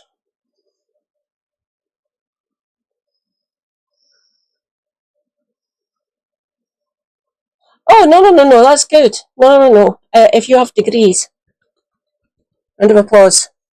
I am very much STEM coded. I keep on saying to everyone, if you want to do a degree, do STEM. We need engineers. Especially ones who are going to work in renewables. I was a bit dreamy in school as well. Some of my teachers at secondary school nurtured that because I was really good at English. I was still kind of science coded, like really, really good at biology, and mostly good at chemistry. Physics can fuck right off. Sorry, physicists, I love you desperately, and mathematicians, but I am not that weak-coded. And obviously we need more people doing like study of viruses and parasites and bacteria, because oddly enough it's going to... Do you have a maths degree, Talia? Nice one. Praise be mathematicians. I do like yous. Yous are fucking awesome. I'm just not... I don't think mathematically... Well, kind of mathematically. Kind of. Again, completely human-coded. Partner studying maths. Sweet. I hope your partner does well. Again, we're going to need math. The mathematicians are always needed. There are alternatives to people undertaking visits to A&E. And clearly, we are wrestling with challenging circumstances in A&E services, but what we are seeing within the health service as a whole is an increase in the number of procedures being undertaken. We committed to 150,000 extra appointments and procedures in last year, and we actually delivered more than 168,000 additional appointments and procedures. We have delivered, you've seen reductions in inpatient and day case over 52 weeks are down for 15 months in a row, outpatients down for 11 months in a row. These are all doing well. To reduce the pressures on our health service, which will assist in reducing pressure on A&E. And finally, Duncan Dunlop. Thank you, Presiding Officer. First Minister, the SNP promised to completely eradicate delayed discharges from hospitals. Yet, as confirmed to me by consulting Borders General Hospital, up to 30% of their beds on any one day are blocked by patients that could be cared for at home. With delayed discharges draining £440 million a year from the health service, investing properly in social care is essential. Given this massive strain on hospitals, what exactly is your government going to... Fucking full frontal attack, go away. What the hell? Yeah. Yeah, being able to have people who can actually analyse the impact of AI. Good idea. Yes. Praise be Specs being farmer. He calls them clankers. So funny. Thank you, Specs, for giving me joy in life and helping me get this set up sorted. Praise be Welsh Techie Wizard. For more on Specs, I will keep you updated. Do not worry.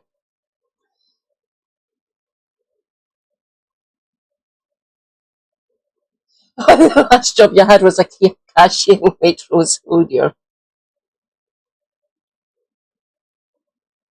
Like, if you're a mathematician, you'll be able to analyse stuff, the statistical models, and the impact on the economy of the different policies and stuff. So you can analyse things rather well if you're a mathematician, because you're basically a core part of maths, as far as I can see. If I am incorrect, please correct me. Finally do Carry on, give Mr. social Dunlop. care the priority and investment it deserves. First Minister. Well, the Government's taken a number of steps to strengthen social care, not least of which has been to increase the payments made to social care staff so that social care is an attractive profession to be delivered. But there is a substantive point to the issue that Mr Dunlop raises with me. And I've spent a significant amount of time with other ministers on trying to take the practical steps to reduce delayed discharge, because it is undesirable for people to be in hospital for longer than they require to be so. I'm of the view, and the Government is considering the steps that need to be taken, that there is a necessity for significant reform in social care. The Government brought forward proposals for a National Care Service. They did not command the support of Parliament, so we are looking at further proposals. So I'm very open to engagement with other parties, because as Mr Dunlop will know, the Government doesn't have a majority here. So if we want to improve things for members of the public, if we're all agreed that the social care system is not working effectively, we've got to be prepared to contemplate reform. There will be resistance to that reform. I know there will be resistance to that reform, but I look forward to working with colleagues across the political spectrum to secure the reform that's necessary to deliver better outcomes for members of the public. Thank you. And that concludes members' questions from backbenchers. Apologies to those I was unable to call. There were very many of you. The next item of business is a statement by Jenny Gilruth on non-domestic rates reform. Nice one, Rosemary. The Cabinet Secretary will take questions at the end of the statement, so there should be no interventions, interruptions. I'll allow a couple of minutes for the change of front benches. Thank you.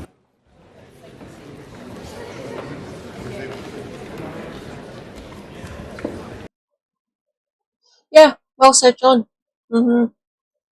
Here's my home city's MSP. I will be... Oh, there it's there. Give me a moment. I need to go and get a charging cable for the old one. I will be just going over there. I'll be back in a minute.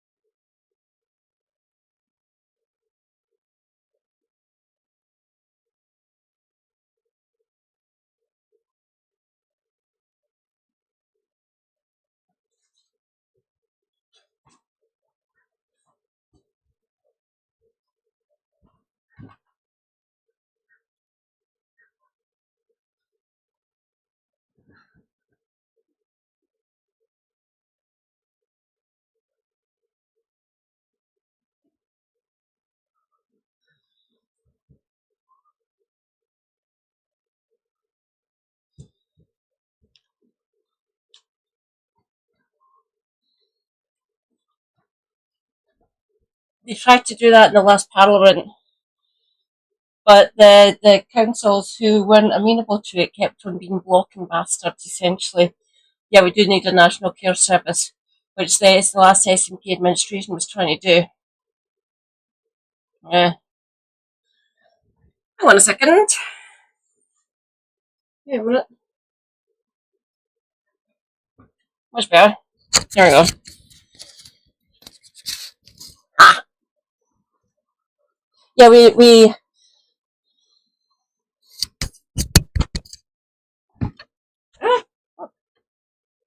Oh.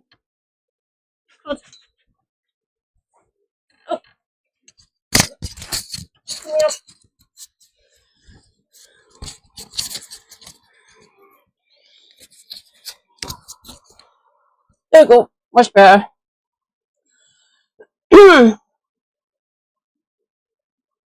Warning, warning. Innocent coming and awful. And this individual, Russell Finlay, who is irrelevant. Sorry, Russell, but you and your party members are fucking irrelevant. The fact that you still get voted in parts of Scotland is just freaking me.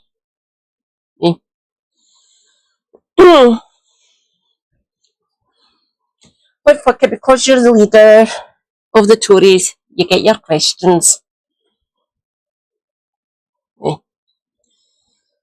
Shall we? This is going to be fucking infuriating. Linguistics, politics and philosophy. At least it isn't PPE.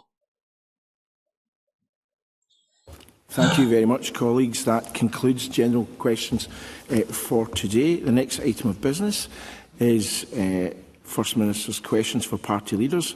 And of course, it's slightly different this week because question 1 is for Alex Cole-Hamilton. And I call Alex Cole-Hamilton. Thank you very much indeed, Presiding Officer.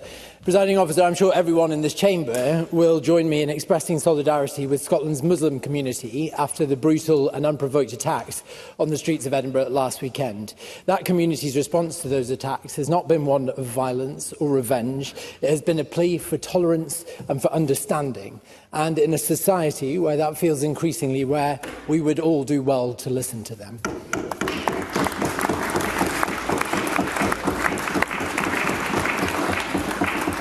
Presiding Officer, new figures show that violent crime is up by 4,000 incidents last year. Crimes of dishonesty were up by 7,000. Of course, one of those has dominated the front pages this week. But while everyone is focused on Scotland's prison population growing by 1 in recent days, I want to ask about those leaving our jails. All told, over 1,400 inmates have been let out since the early release scheme began, because our prisons are bursting at the seams. But this isn't a strategy, nor will it protect the public. So can I ask the First Minister, how many of those who were released early went on to re-offend, and how many of them are already back behind bars? First Minister. First of all, can I associate myself unreservedly with the comments that Mr Cole-Hamilton made about the feelings in the Muslim community. On Monday, I visited the Greenhouse Mosque along with Samita Kumar and the Andale Street Mosque in Edinburgh. I would not want you to get booted, my dear. Black Hall Mosque, which yes, I think we is can probably think it though. Mr Cole-Hamilton's there is no constituency, if not, it is very close by. The feeling of unease is palpable in the community, and as I indicated in my answers on Tuesday, I met young men who were the victims of the attacks last Friday, and my heart goes out to them for the trauma and the physical injury that they have suffered. And I reiterate my absolute wholehearted commitment to give the leadership in Scotland to ensure that we live in a tolerant and inclusive country at all times. In relation to the prison population, as Parliament is aware, because the Government has been very transparent with Parliament over the course of the last 2.5 years, the prison population has been rising significantly. The Government has taken forward, with parliamentary consent, measures which have resulted in the early release of certain prisoners, although there are significant exemptions in place. And the Justice Secretary will lead a debate on the prison population and our strategy in response to the sentencing the Penal Commission's report that we received before the election later on this afternoon. I don't have the details about reoffending in front of me, but I'm happy to write to Mr Cole-Hamilton on that point. Alex Cole-Hamilton. I'm grateful for that reply. We can be sure it isn't zero, and for as long as we don't have a proper strategy around prison capacity, around rehabilitation, and around clearing down the court's backlog, Rosemary. We do indeed. And then early release will be in a revolving door with people going in and out and back into our prisons. Our justice system, presiding officer, is in crisis. So we need that strategy, and Lib Dems will, of course, play our part in that. But we also need to use the tools that we have right now. Presiding officer, sexual crime is the highest it's been since 1971. Rape crisis describes that as shameful and sharp. And many of those assaults will have been committed by a partner. Yet the domestic abuse protections that this Parliament agreed to 5 years ago are still not in place. So can I ask the First Minister, when will his government stop dragging its feet, act on the will of this Parliament and restore the public's faith in our broken justice system? First Minister. I'm advised that the figures on return to custody, which is not quite the same point that Mr Cole-Hamilton is putting. Go away, annoying me. Yes. He's a fud.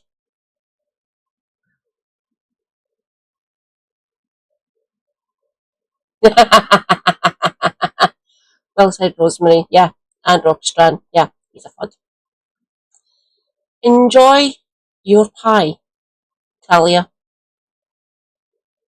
If I'm still going when you come back, please let us know how tasty it was. Yeah, let it cool down. Don't want to scorch or scald the roof of your mouth. I have a nasty habit of doing that with pies. Because numpty. To me, is in the first tranche of the prisoner release scheme 13% and in the second tranche 5%. But I will furnish him with more details on this question. I share his concern about the reporting and the pursuit of sexual crime. Because no women should be subjected to the You're welcome, my dear. to sexual crimes and to domestic violence, and the government has in place, and we've passed legislation to address these issues. There has, of course, been a very significant increase in reporting of sexual crime and domestic violence, and very substantial increases in prosecution. That's why the prison population, that is one of the factors why the prison population is so high.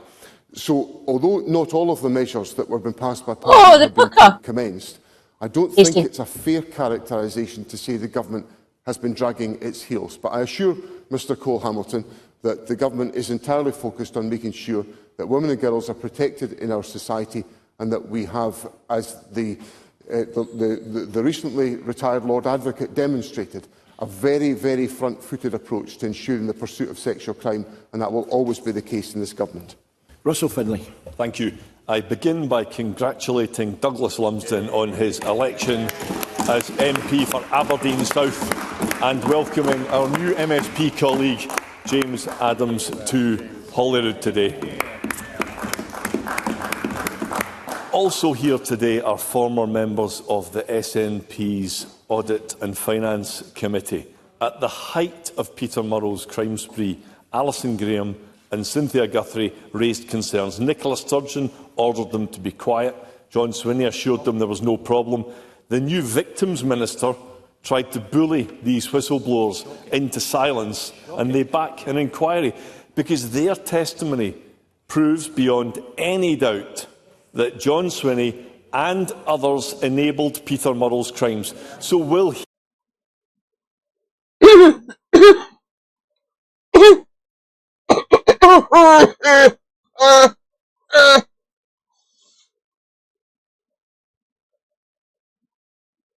We're having no chicken and no steak pies. Tasty. Like, the absolute legend who is in his bed, he makes our pies. Plus, we're going to a farmer's market on Saturday in Partick. And there's this brilliant stall. They're from Arbroath, which is up in, well, the SNP just won that seat, Arbroath and Broughty Ferry, because Stephen Gethin's got voted into this chamber. So this pie shop, fucking amazing. They do Balmoral pie. So Balmoral chicken is basically chicken with stuff with haggis and wrapped in bacon, usually served with a whiskey cream sauce. But they put it in a pie. So that tastiness wrapped in pastry.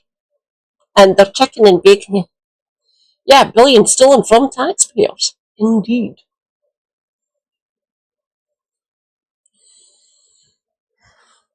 So what he is doing, we are going to be having pie, which is going to be chicken and chorizo pie. I can't wait. Oh, this farmer's market is fucking kick-ass.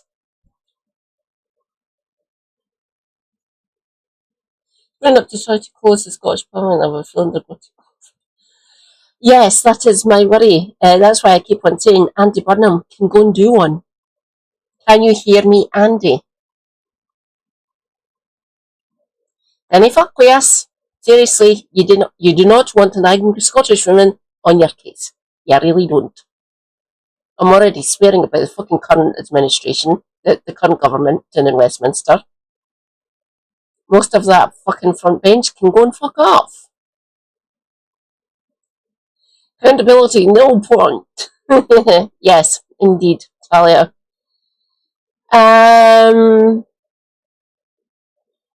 If they're proper pastry, no, they won't be vegan. There is vegan pies out there, I do believe, but I'm not sure if Pucka do them.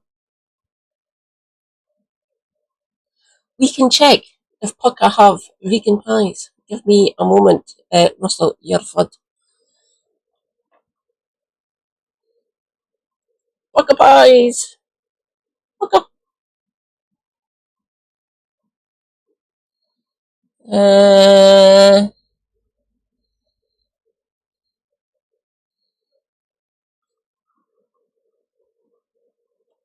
Vegan? Vegan. Plant-based. No steak. Vegan chicken and mushroom. Plant-based. No steak. So there's Morrison's, Asda, Tesco. No steak. Plant-based. Steak slice.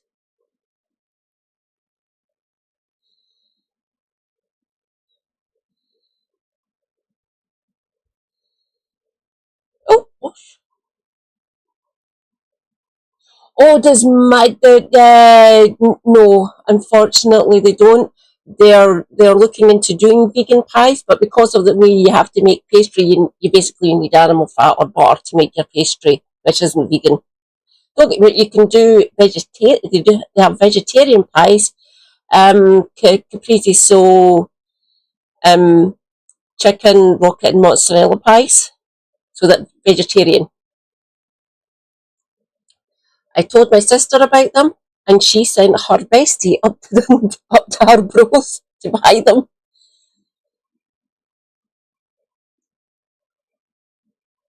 Oh yeah. Oh no, I need the protein, so I like chicken and bacon and steak pie. The steak pies I'm going to be getting him to buy me on Saturday. I like steak, and I like chicken and bacon pie. Tasty. So yeah, Pucka do vegan pies.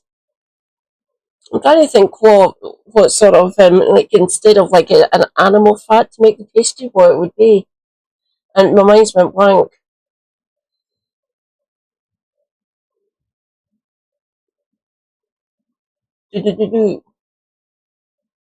Carry on, Russell. Apologise to them for his central role in this SNP scandal. First Minister. Presiding Officer, first of all, can I congratulate Douglas Lumsden on his election to the House of Commons. It will be a very exciting moment for Mr Lumsden, and I wish him well in the arduous responsibilities particularly in the tabling of written parliamentary questions. Can I?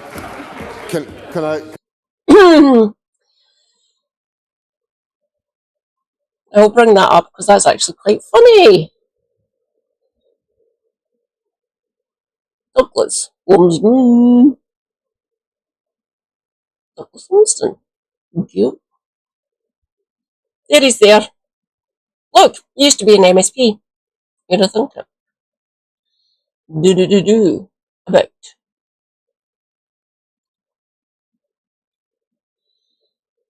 6,050.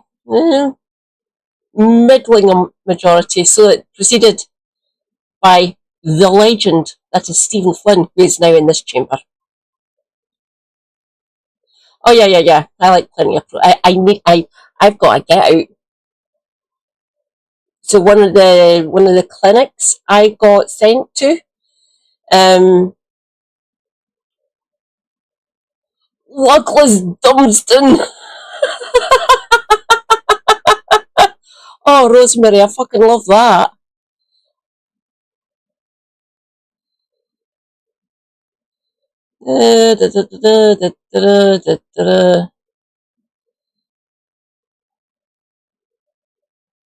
On the 8th of February 2025, so last year, John Boothman, political correspondent for the Sunday Times, reported that Lumsden had submitted nearly 1,000 written questions to the Scottish Government in the month of January 2025 alone. It was speculated that AI was used to generate the questions, including ones on flagpoles, light bulbs, deck chairs, stars are funny in the gift shop, and the cost of electric hand dryers. Lumsden denied using AI to generate questions, but he added, would look at any new tool to hold government to account. Yeah.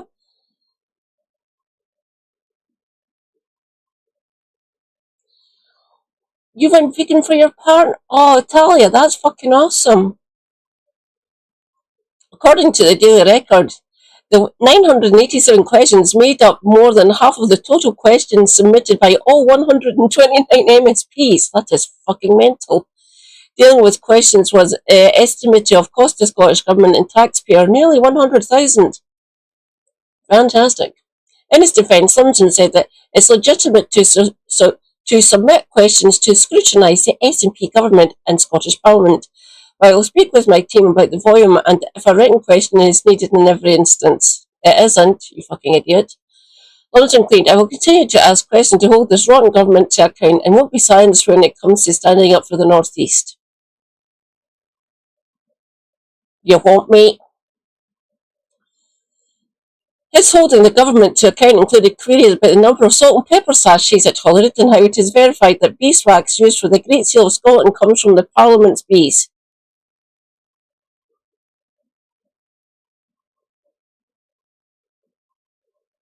Okay. Lumsden commented that these questions have discovered that there has been no growth of surgical training posts in the last 10 years, no forensic pathologist based in Aberdeen, and the incident statistics on the A96. Lumsden did not apologise or react to calls for him to pay for the cost of his questions caused. Voters circling my fear. They go Lumsden too lazy to come out with a question. Rosemary and Orchestran, you are correct. Lumsden, you're a numpty. And coming from another numpty, I would know. Yeah. So, as far as I'm concerned, use fucking AI to generate those 987 fucking questions, and most of them were stupid as fuck. So I went through basically the Scottish version of Hansard's, and some of them are stupid. Literally, how many salt and pepper sachets? Kind of fucking stupid questions that. Ask a decent question, Douglas, you fucking idiot. And when have you gone through for anyway? Getting great deals, working with retailers, but those deals were somewhat. Yeah, I have noticed that. You know, like my sister's bestie, partly vegetarian, partly vegan because there's some things that she's like me, she likes pastry. Can I extend a warm welcome to James Adams and express my apologies that I was not here, as I should have been, for his swearing in, but I was detained on other government business. But I wish Mr Adams a warm welcome to Parliament, and I wish him well in his parliamentary engagement on behalf of the people of the North East of Scotland. Now, Presiding Officer, I have apologised to members of the Scottish National Party for the events that have affected the party's finances, and I reiterate that apology today. But the comments that Russell Finlay makes about me are baseless, utterly and totally baseless. But we've become accustomed to that from Russell Finlay. Russell Finlay. I expected no apology to the whistleblowers. The truth is, Peter Murrow should never have been free to commit these crimes. Members of the SNP... He signed off on the finances, Russell. You know that. You have been an MSP for a good few years now, so fucking shut it. So fucking infuriating.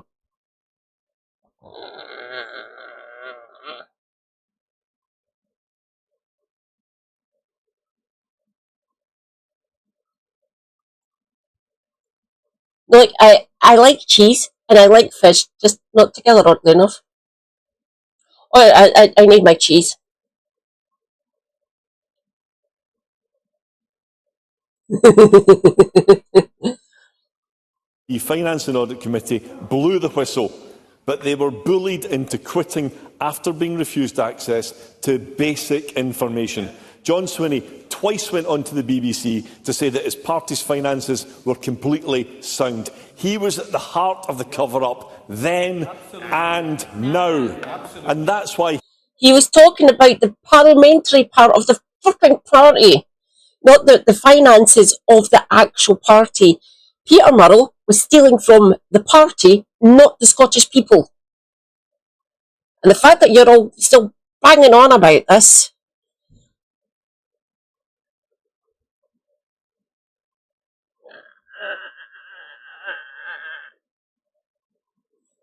So fucking tiresome. Ah!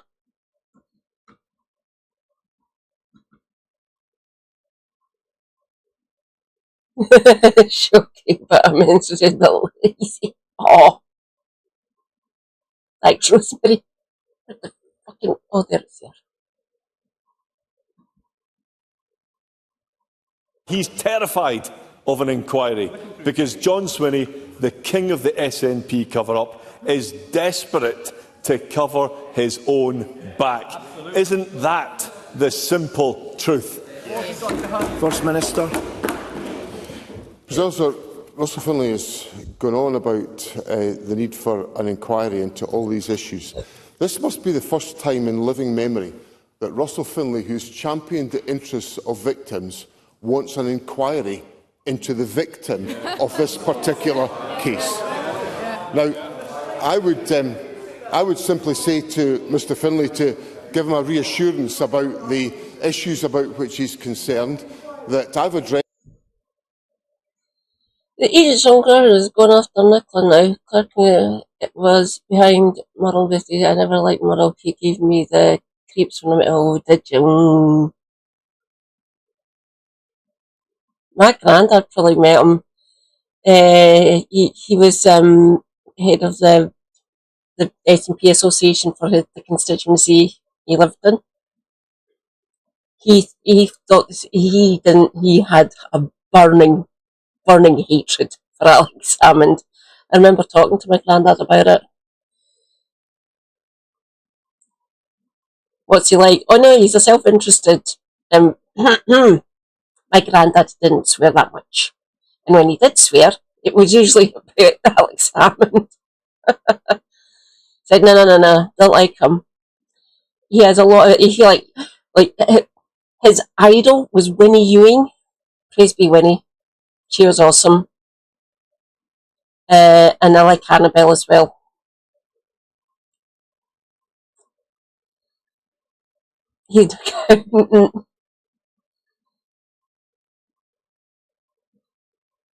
Yeah,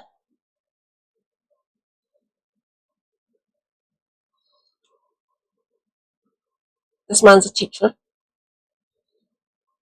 Oh, I keep on forgetting that you've told me that before, Orchestra. I can't believe when he babysat you.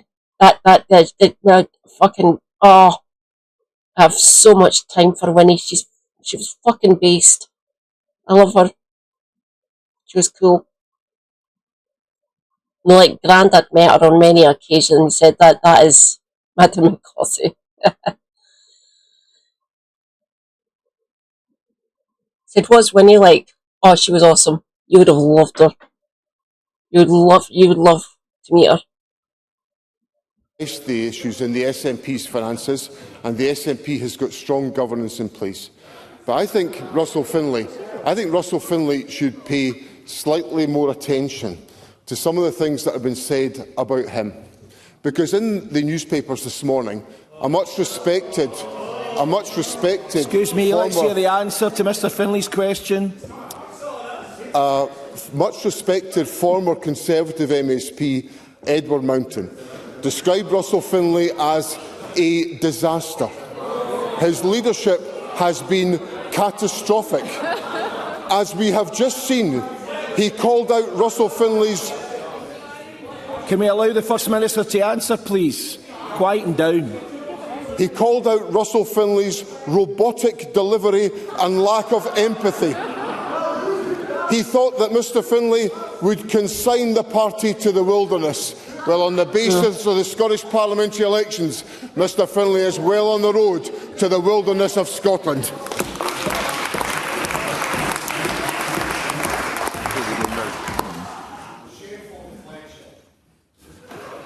Sorry. Shut up!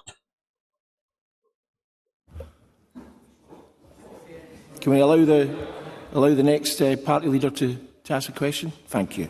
Gillian Mackay. Since we last raised the issue of hyperscale data centres with the First Minister last week, over 6,000 people have written to him to back the Scottish Greens' call for a moratorium. Hundreds of those people gathered outside Parliament yesterday to make the... Oh, look at the legend, wearing a purple lanyard, pride lanyard. Hi, Patrick. Hi, Gillian. She was wearing a delightful dress at our party at the Winged Ox, just up a bit, just like slightly behind the barras. She looked gorgeous. I like Gillian a lot. Obviously, my favourite one is my favourite one's Roth. Yeah, a lot of people have issues with Gillian. Don't get me wrong. We'll see how she does in this Parliament. I'll give her a due. She's actually quite good in the chamber,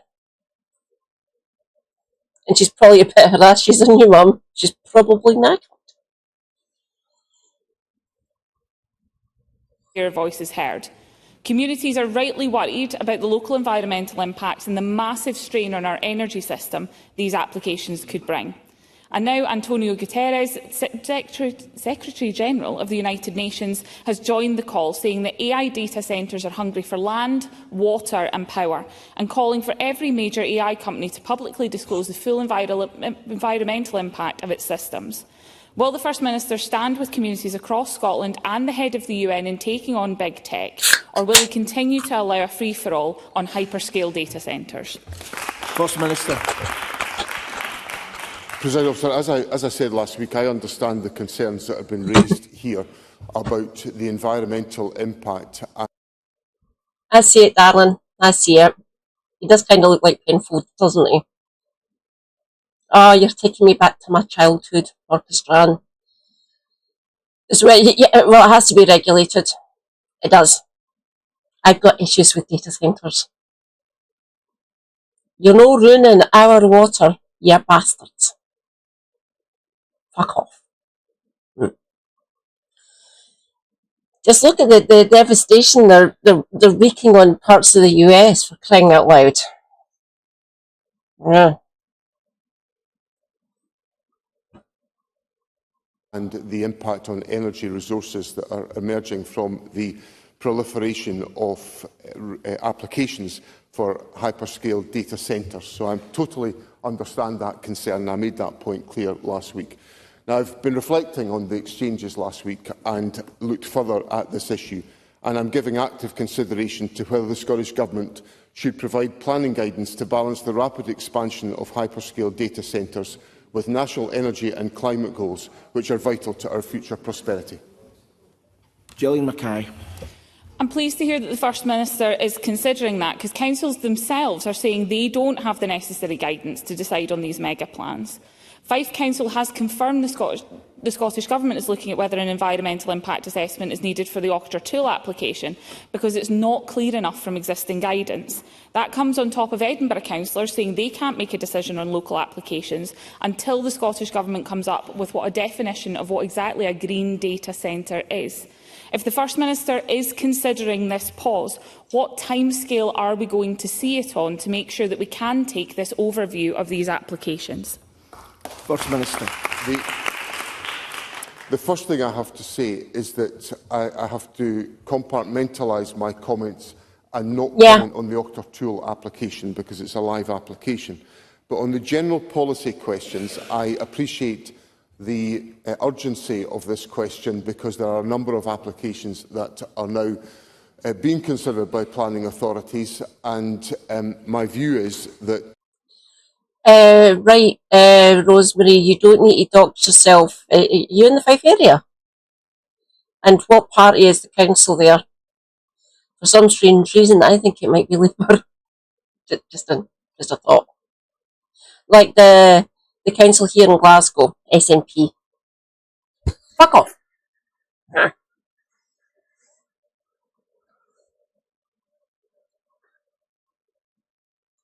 I know it's a bit of a task to type it out, but if you want, you can use see you next Tuesday.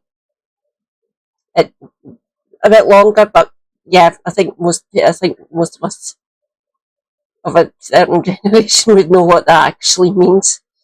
Don't get me wrong, that one works as well, obviously.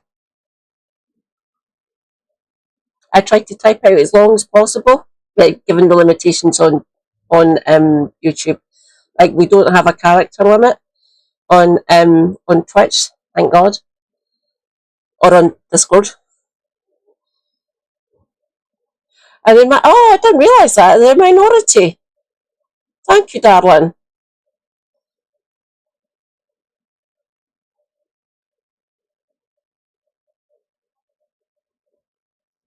Yoon? Oh, no overall control?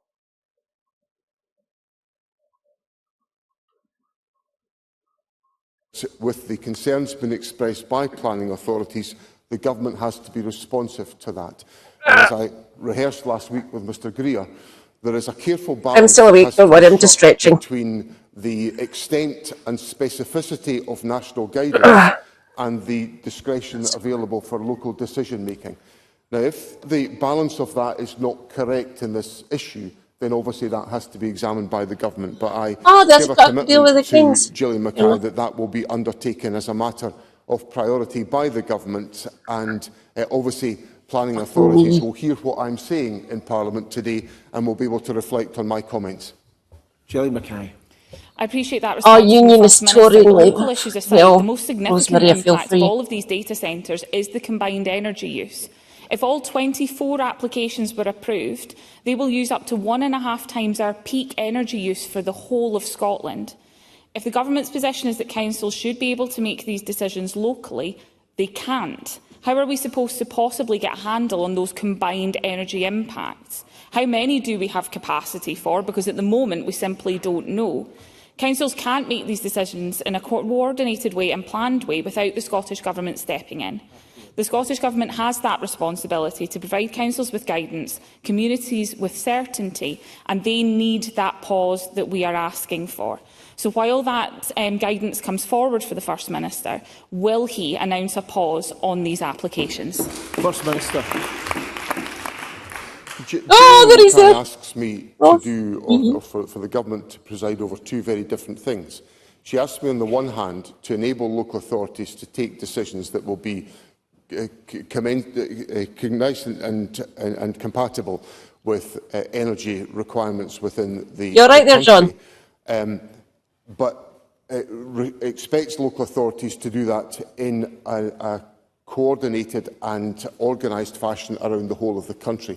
Now, those two things I don't think are possible at the same time, which is why I have to. Yeah, it must be stopped by the government. It is appropriate for such decision making to be undertaken Oh, at local level, given the scale of the developments are involved. So, for example, when it comes to large-scale renewable energy projects, at a certain level and scale of application, that is called into the government.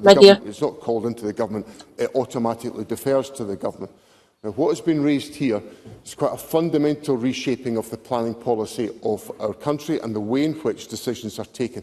Now, I'm prepared to consider that and contemplate that. I've been trying to give as helpful answers as I possibly can do this afternoon on this question, because I recognise the public concern, and I assure Gillian Mackay that all of these issues about local and national decision-making and the implications for energy use will be fully considered in the exercise that I am prepared to undertake.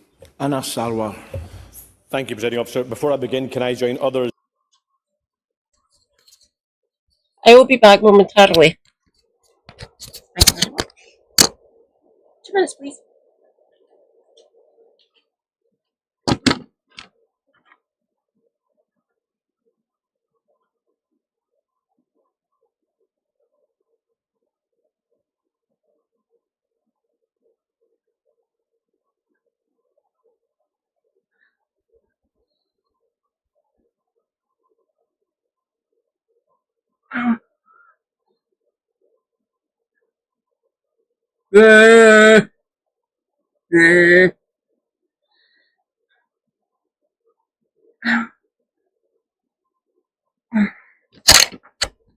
Knee's not working. Give me a second.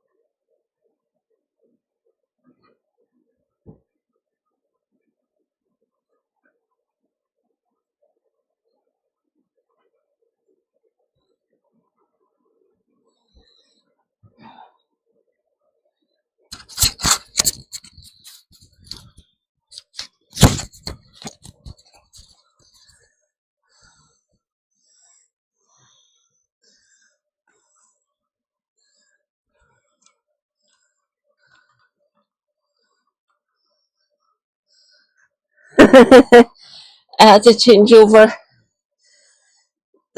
that dress I was wearing. It was long and flowing and stuff, but it was still kind of sweating, so it's kind of, ugh. So I changed over to my jammy bottoms and like this t-shirt. Shall we continue, everyone? In condemning the appalling anti-Muslim attack in Edinburgh, no Scot.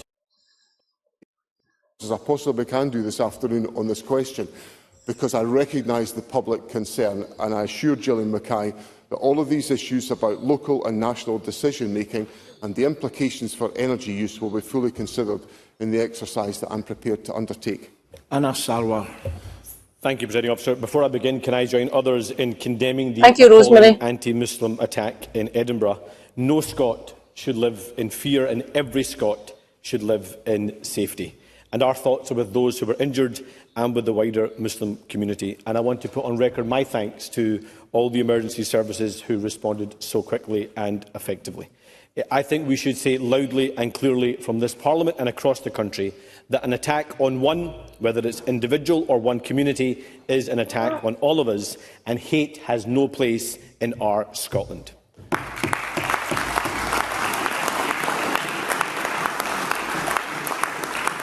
Presiding Officer, this week also marks Armed Forces Week, so can I place on record my thanks to all those who have served and continue to serve in the service of keeping our great country safe. Presiding Officer, today Audit Scotland published their report on the Government's progress with reform of post-school education and skills, and it is damning. It says the sector faces significant challenges, that the Government lacks a clear plan, and that reforms have not been adequately resourced, and there is a risk they will not achieve the intended outcomes. In 2022, Audit Scotland concluded that the SNP Government had not provided the necessary leadership on skills reform. 4 years on, and not much has changed, which has consequences, because every year that passes, more pupils leave school without the opportunities they deserve. So does John Swinney accept the findings of this report, and can he say how many more cohorts of young people will be let down before this government finally gets his act together? Talia, I'll clue you in a bit here, because Ireland, we are literally surrounded by water, so there's always moisture in the air. That's why it feels more oppressive, because it's always either slightly muggy or, right now, completely fucking muggy, especially down in the south. That's why people struggle. Said, "Oh, you're only getting this heat. We're a fucking island. There's always moisture in the air." Christ, you down on the south coast? Christ, you must have had it bad. Like one of the mods, one of my lovely mods, Jim Speak. He's down on the coast. He's in Suffolk. And Ross, hello. Welcome in. Yeah, it's the humidity that does us in. Yeah. Ugh. Ugh. Yeah. So there's always moisture in the air. So when it gets above a certain temperature here in the UK, it's always muggy. You always feel sticky. You're sweating constantly, and you didn't feel right. Like, I sweat at the best of times, but when it gets really fucking muggy, like really hot and all the moisture in the air, nah, that can fuck right off. Yeah. Ugh. I would gladly take a dry heat. That kind of heat's good for my joints. But this mugginess, yeah, fuck off, Sarwar. This is on your apprentices and free further and higher education. You are correct, Rosemary.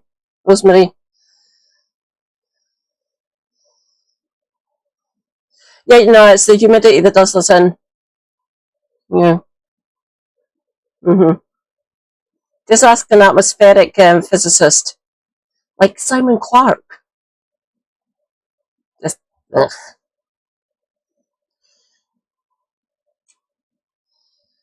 People handle the dry heat better. Mostly, like we would prefer the dry heat than what we've got here when it gets too hot. The moisture in the air just fuck off. Oh, get it. Oh, fucking hell. Anne, where are you? You didn't need to say, you didn't need to dox yourself, but 88% humidity can fuck right off. Yeah. First Minister.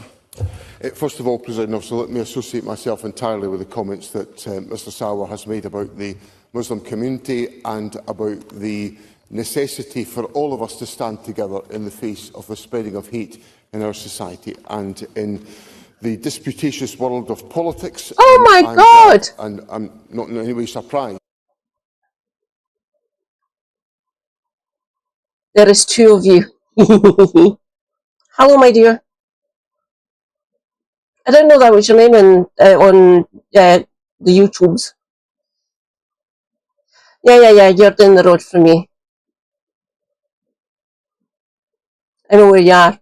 Don't worry, I won't talk to you. You have Spanish blood, going back a few generations. The rest is Irish and Finnish. Yeah, I think you've told me in the past. Like my great-granddad, Norwegian. He was born and brought up basically just a little bit south of the Arctic Circle. He was a tall, gaunt, imposing figure of a man, apparently, according to my granddad. So that's my dad's dad, by the way. So my granddad's Canadian, Scottish. He was born in Canada, but he immigrated back here when he was a toddler. Both my grannies are Scottish. And it's Scottish as far back as we care to record on my mum's side. Like, literally Scottish, all the way back. For all historical documentation we could get our hands on, essentially. Like my granddad, I tried to research, and he got back to like a certain century. Then the paperwork, the documentation, literally vanished because we had a nasty habit of burning fucking people's paperwork to show that they couldn't have a claim to the throne of Scotland. Fun. So Super Hubby's all Scottish on one side. So that's his dad, and his mum's basically Irish. And so Super Hubby's granddad is mum's dad. And a Scottish lass. I am indeed a Pict. Yeah. A painted savage, if you wish. That's what we used to be called. Rejoice. There was more Picts than there was Amadans, or basically Strathclyde, which is the west coast and inner and outer Hebrides of the west coast of Scotland. But yeah, as far back as my granddad could actually find documentation, I'm a Pict. And I'm related to Rob Roy McGregor. Yeah, same as me. Well, yeah. That sort of area around there. So there's lots of Italian and Greek in that sort of, well, the wee movement, the wee hand. And some Northern European and Slovenes as well. That Mr Sawa and I are in exactly the same position on that question. And also let me pay tribute to the members of the armed forces for the service and commitment that they give. We obviously have a parliamentary event on Saturday, which is the occasion of Armed Forces Day, and I commend everyone who will be involved in Armed Forces Day commemorations around the country. Now, I welcome the report from Audit Scotland because it is important that these vital issues are the subject of active debate. The Government, since the work was carried out, and the report was carried out several years ago, has of course presided over the passage of legislation to rationalise this area of activity, and there is work underway to transfer the responsibility for the funding of further education student support from the Funding Council to the Student Awards Agency. There has also been strong progress in skills planning with... I have been known in the past to do that, my dear. Sometimes.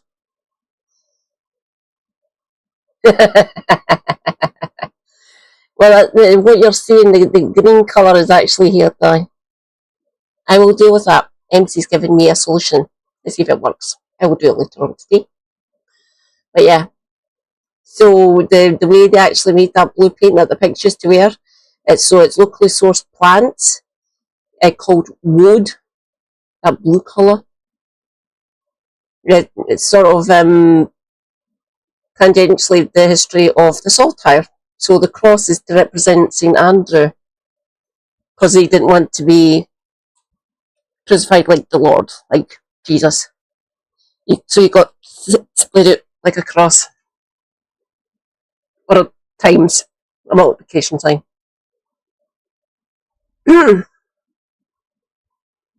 I've tried. I've got where are they?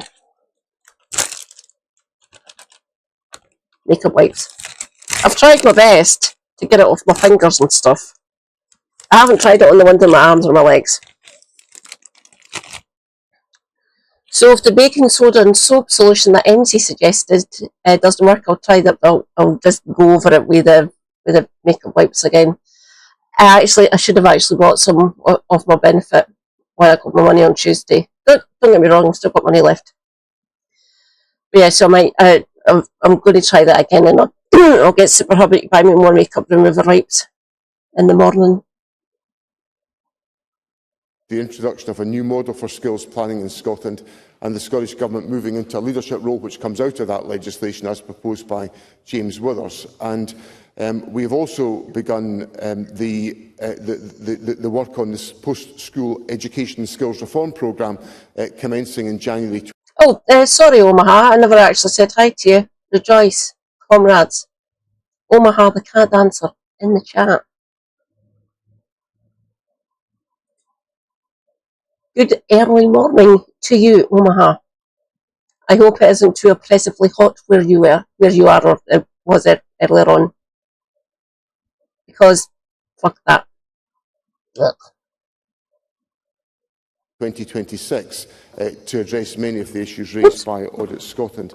The other point I would make is that and one of the key outcomes here is about the destinations for young people when they leave school. And on the most recent figures available, 93.5% of young people were in a positive destination, which was an increase from 93.1% in the previous year, which is the joint highest since records ever began. So, although there are issues that must be addressed in the Audit Scotland report, the general position of our young people leaving school going on to a positive destination, which is surely the most important measure of this exercise, the Government is pleased that we are in a strong position in that respect. It's still somewhere in the 90s. That can fuck right off, Omaha. Fucking hell. I keep on meaning to get Andy to explain that comic you're based on, you're named after. Or you can explain in the chat if you want. Or you can DM me if you're on Discord. President Officer, it's important that we measure not where our young people are weeks or months after they leave school, but years after school, because that's what impacts on their life outcomes. And our young people are the future of our country. So free, further, education, no student fees. Does it? I didn't know that. Thank you, Omaha. I will check it out later on. Thank you. Yay for diversity, indeed. We've got free higher education here, and as if you weren't aware. Yeah. Just saying. Don't get me wrong. So primary, secondary, tertiary, which would be like colleges, then quaternary, which is fourth, which is uni, or uni-based degrees at colleges. So the first three get funded by the government, and the second one also gets funded. The fourth one gets funded by the government as well, because again, no student fees. You still have to pay a nominal amount to actually do your degree. But everything else, you don't need. So you pay a one-off fee to actually do your degree, and that's it. Mine's got paid off. Not by me. And because I started my degree fucking 23 years ago now,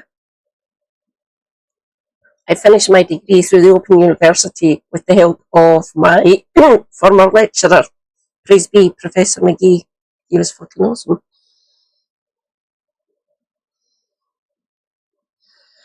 No, he didn't pay for his dentistry degree, did he? He keeps on forgetting to mention that, oddly enough. You benefited from one of the major policies that the SNP has instituted at us. Please mention it more. Maybe an idea, just saying. I didn't need pay. Rejoice. Neither did my sisters.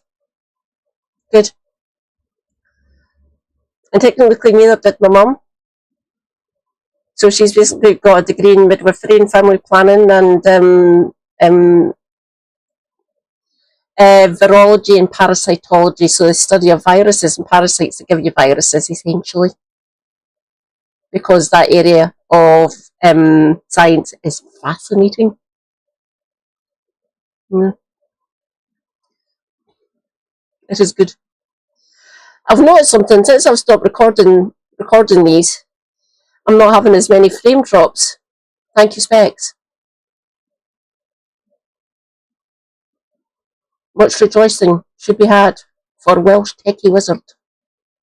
Specs is good people. Thank you, Specs. They must be supported to achieve their ambitions. That means no one right path after school, whether it be university, college, apprenticeship or work. But that is not the reality under this SNP government. Because shockingly, Scotland is one of the highest rates of young people not in work, education or training, as many as 14 fucking years of Tory austerity inflicted on us. Annas, you fucking dickhead.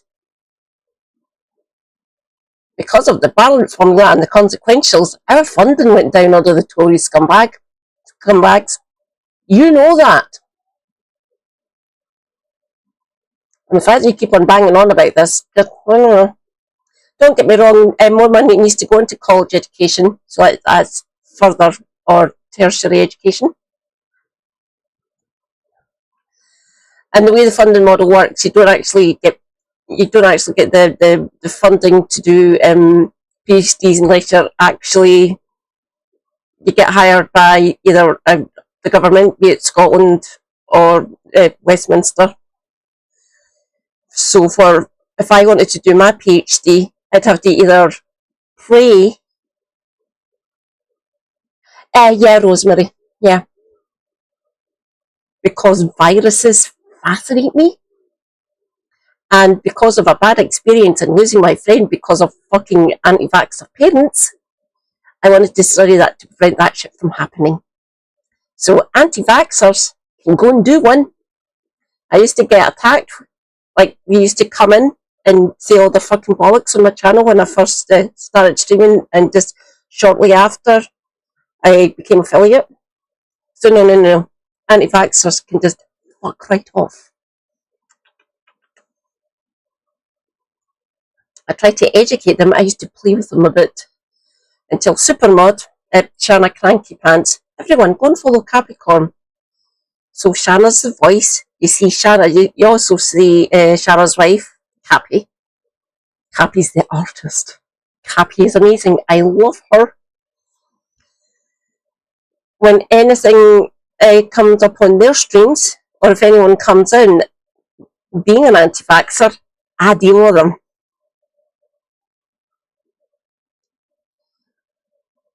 Oh, thank you, Rosemary. I try my best. But yeah, the anti-vaxxers can just, nah, fuck off. Nah. Like, I miss him desperately. One of my favourite streamers before he had burnout was Marcus, homozygote. So he's a biochemist, and he was studying, I'm sure he's got his PhD now, so it's Dr. Marcus. I miss him desperately. He was really, really good. when he drafted me in sometime. I wasn't a model or anything, but if any sort of manufacturers came in and tried to annoy us when homozygote was screaming, I dealt with them.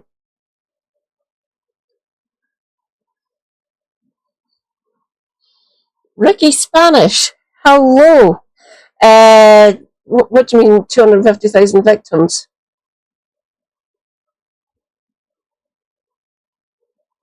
Well, like I got all my vaccinations as a child because my mum, sensible. She was a A&E sister and a midwife and a family planning and sexual health nurse. Praise be my mum. She is awesome. So I've got all my boosters for COVID and stuff. Welcome in, by the way, Ricky. Hello. 1 in 6. And that's not helped by the SNP government cutting 20% in real terms from college budgets in the last 5 years, or in failing to meet its promises on apprenticeship numbers. And the data for 20... Do you think the funding that the Scottish Parliament funded, our nation, your nation, where you were born and brought up in, do you think... Oh, you didn't need to say that, Rosemary. You really don't. It's only because I didn't need to pay to do my degree. Again, I'm privileged to live in Scotland. Praise be. I've loved some of the policies the SNP have done up here. I really do. They have benefited people like me. Yeah. Oh God, yeah, I'm very weird. Nerd. 25-26 shows that apprenticeship starts fell below 25,000, the lowest number for over a decade, excluding the period of the pandemic. So if we are serious about ensuring every young person has a chance to succeed, then the system has to change. So will John Swinney commit today that every young person who is qualified for an apprenticeship will have the guarantee of being able to access one? First Minister. On a couple of points that Mr Sawa raised, in relation to college funding, the Government increased in the budget that's just been put into practice. The budget for core college funding increased by 10% to £764 million. So we have recognised some of the financial challenges that exist in our college sector. Now, on apprenticeships, we are providing £198 million a year to support 25,500 new modern apprenticeships, 5,000 new foundation apprenticeships and over 1,200 new graduate apprenticeships. Now, this also supports over 39,000 modern apprentices already in training, and we committed in our manifesto to ensuring that we increased the number of apprenticeships to 150,000 over the course of the Parliament. So I'm a huge supporter of apprenticeship programmes. I think the reforms that the Government brought in with both foundation apprenticeships and graduate apprenticeships have been really important reforms that the Government has brought forward, which create new and successful pathways for young people, and I'm determined to make sure that every young person has that desirable pathway for their future. Anna Sawa. So the measure of success is whether young people get the opportunities they deserve and whether our businesses and the economy have the skills supply chain that they need. Because according to the Open University, over half of Scotland's employers say they have a skills shortage. And many of these businesses will pay the apprenticeship levy. And the We are an ageing population, Annas. For those roles to get filled, don't get me wrong, I want the youth of Scotland to get into education. I really do.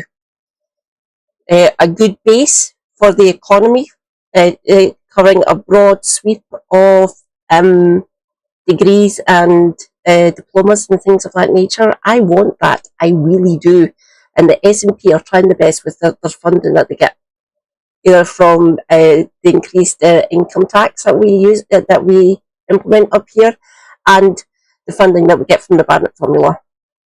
There's only so much the Scottish Government can do with the funding that we get. You know that. You do, Annas. Trust me on that one. I'm sure your dad's probably explained it to you. The fact that you don't actually mention it more or try to talk sincerely when you get invited into your house to actually figure these out. Just saying, yeah. Seeds of that go to the Scottish Government, but the SNP don't currently ring-fence it to spend on skills. That must change. So that money could be spent on funding new apprenticeships for key sectors, on creating a clearing system for colleges and apprenticeships to help young people find opportunities. And in this Armed Forces Week, it can be used to match the UK Labour Government's commitment to fund and create 2 Defence Technical Excellence Colleges in Scotland. He could make We were blocked from doing funding models with outside countries for our energy sector. Yes, correct, Rosemary. Yeah. That's why both of us and most of the people in the chat agree with our position. Yeah. We are never going to get the wins, the policies that need to be devolved. Oh, fucking hell. Whatever. I need to keep on moving so it doesn't freeze as much. So sorry if this is kind of distracting at the top there. I do apologise. Carry on, those commitments right now, because we do need to get serious about delivering a modern skills system that meets the needs of Scotland's young people. So will the SNP government not hide behind process and instead focus on delivery? Because it's time we had a government that matched young people's ambition with some ambition of their own. First Minister. Well, I think this.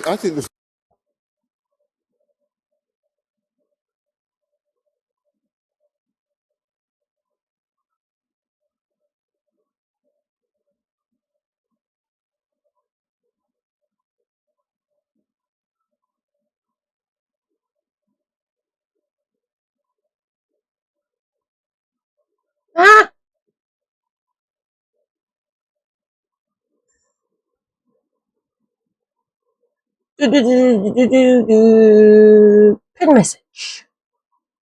There we go. That is now pinned. My electric bill for this fan is going to destroy me, I think. Carers Lounge has air conditioning.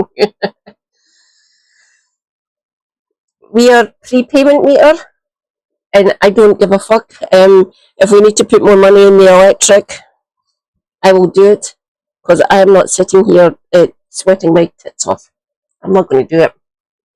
So I've got a standard fan which is out in the hall, so we have all the doors open during the day when it's hot. Yes, engage your brain, Anas. It might be good for you. See you.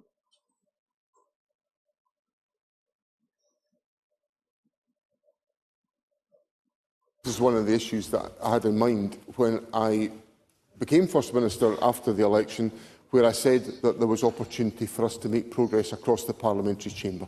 So I think there's a lot of the points that Mr Sarwar has made today about the ideas and the suggestions made, which I think are completely reasonable.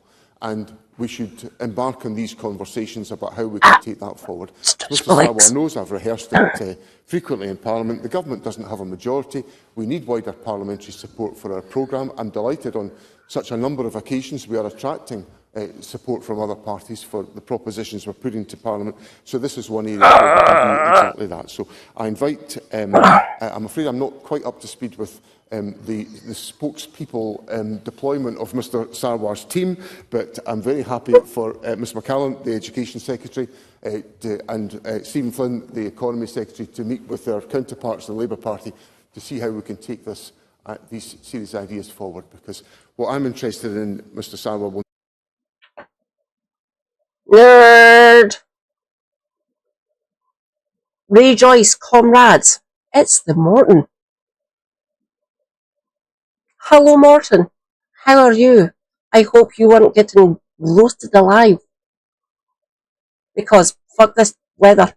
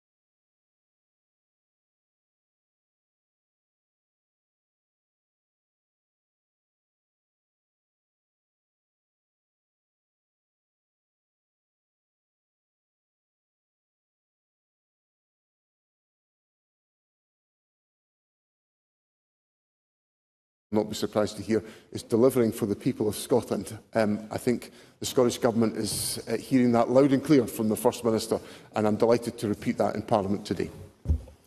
Malcolm Offord. Thank you, Presiding Officer. Does the First Minister welcome the recent landmark legal ruling by Lady Ross on the case brought by that excellent organisation for Women Scotland?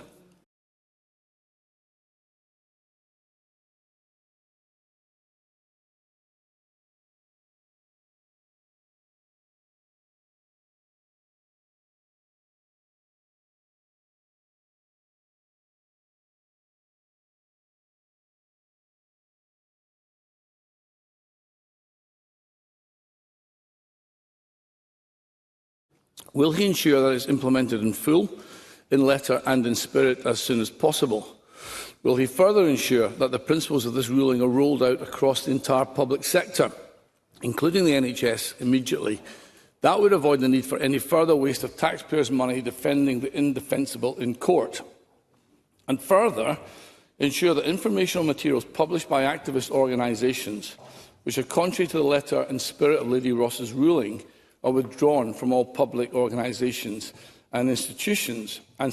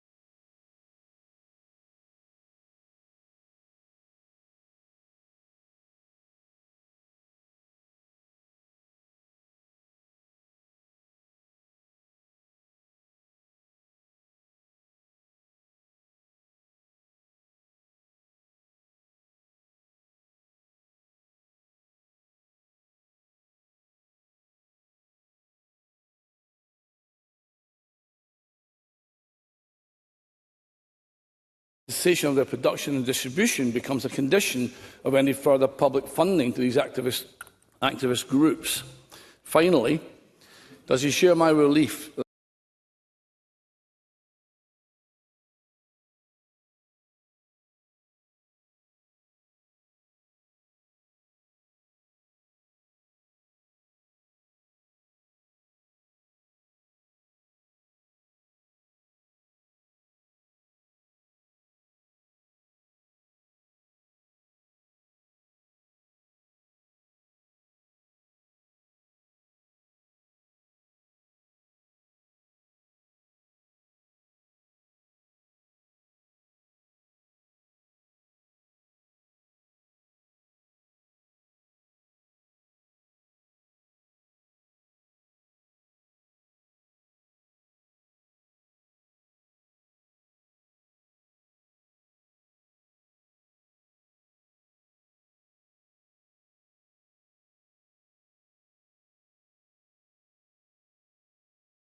that Isla Bryson, apparently known in prison as Isla Man, will now be retained in male jail and upon release should not be allowed access to women's toilets, whether here in Holyrood or anywhere in Scotland?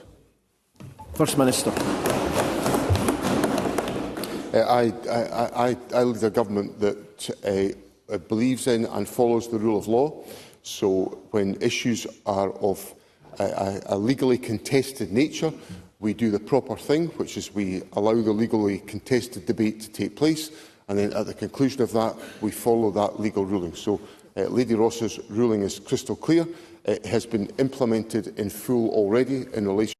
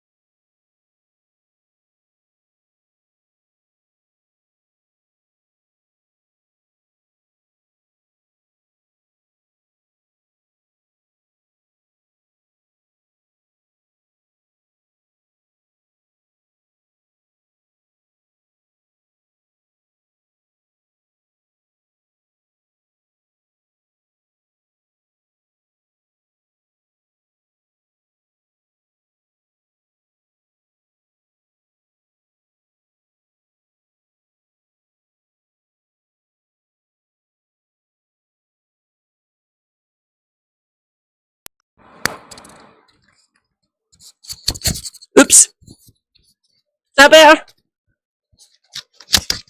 I don't know what happened there. Sorry about that.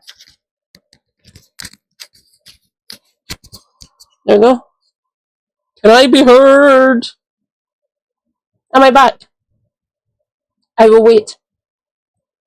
If you can hear my beautiful Scottish voice, please say so.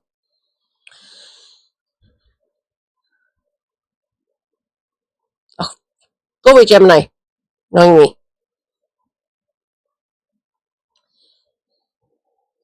Still going? Can I be heard?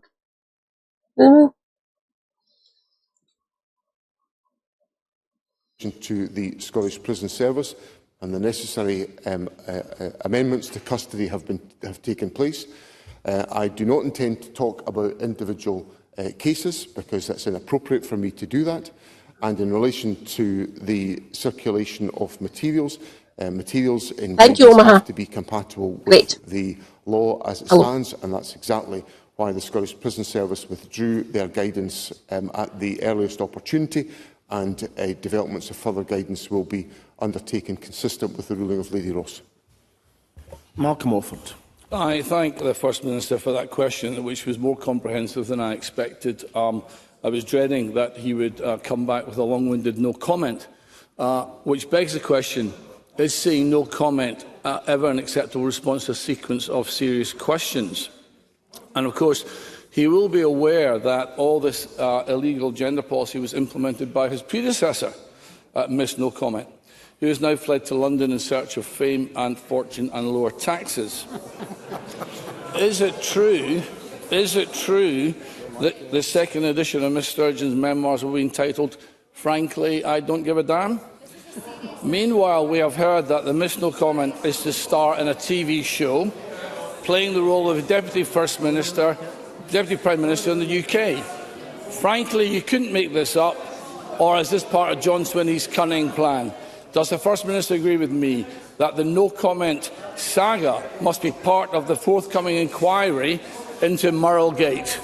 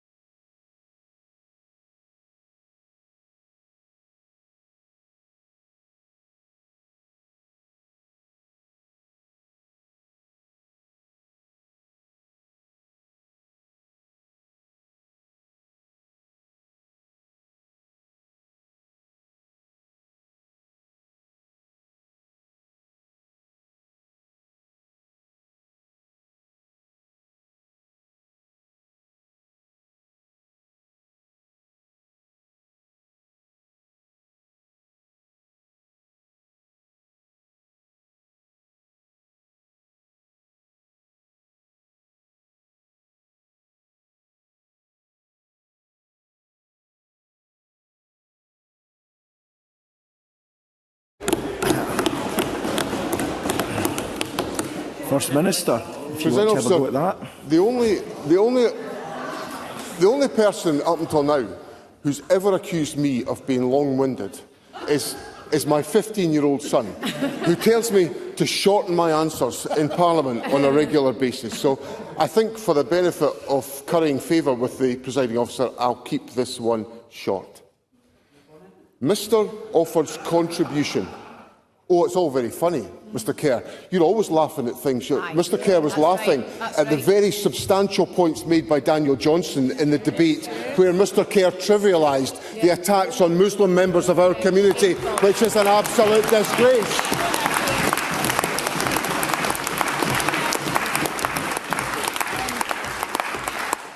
And if anyone who voted reform was watching the exchange, Mr Offord's question to me there just now, I think they would think what a waste of time it was voting for reform, because that was just an insulting lot of drivel from Malcolm Offord. Malcolm Offord.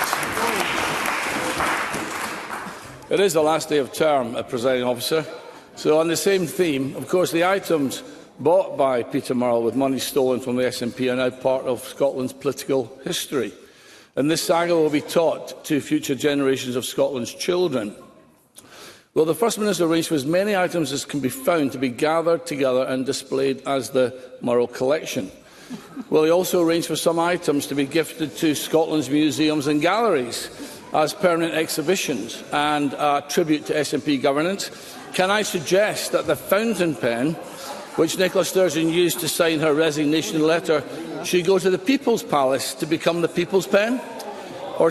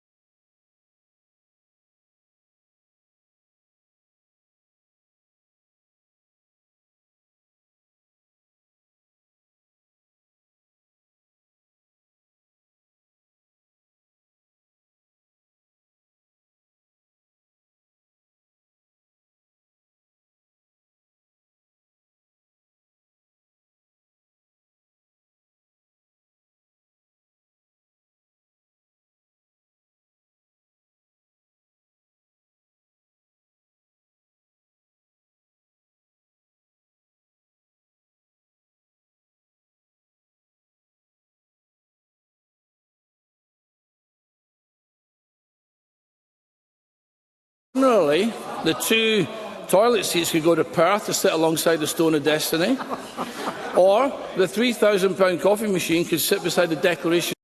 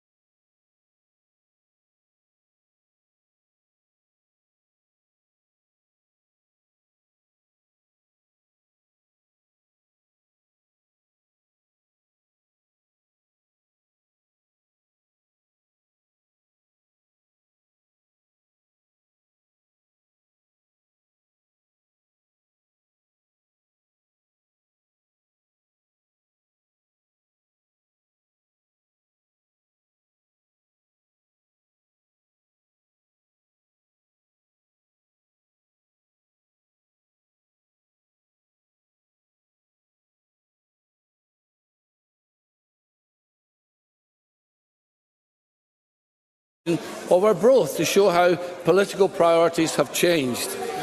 Will he encourage the people of Scotland to write to us with their proposals? We cannot allow for these items to be auctioned to the highest bidder, who will take them into private collections abroad.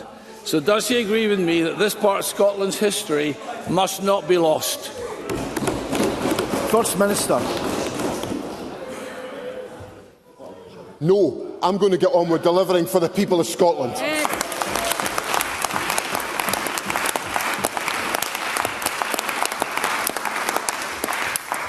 That concludes First Minister's question.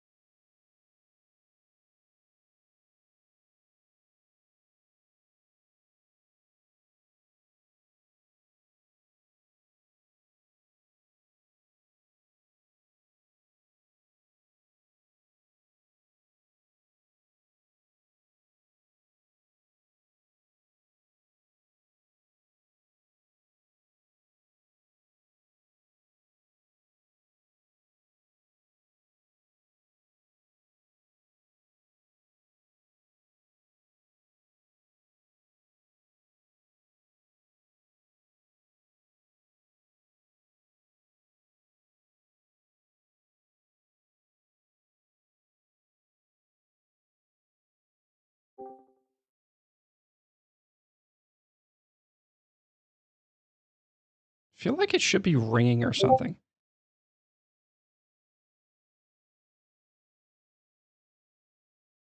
I heard a thing. Heard something.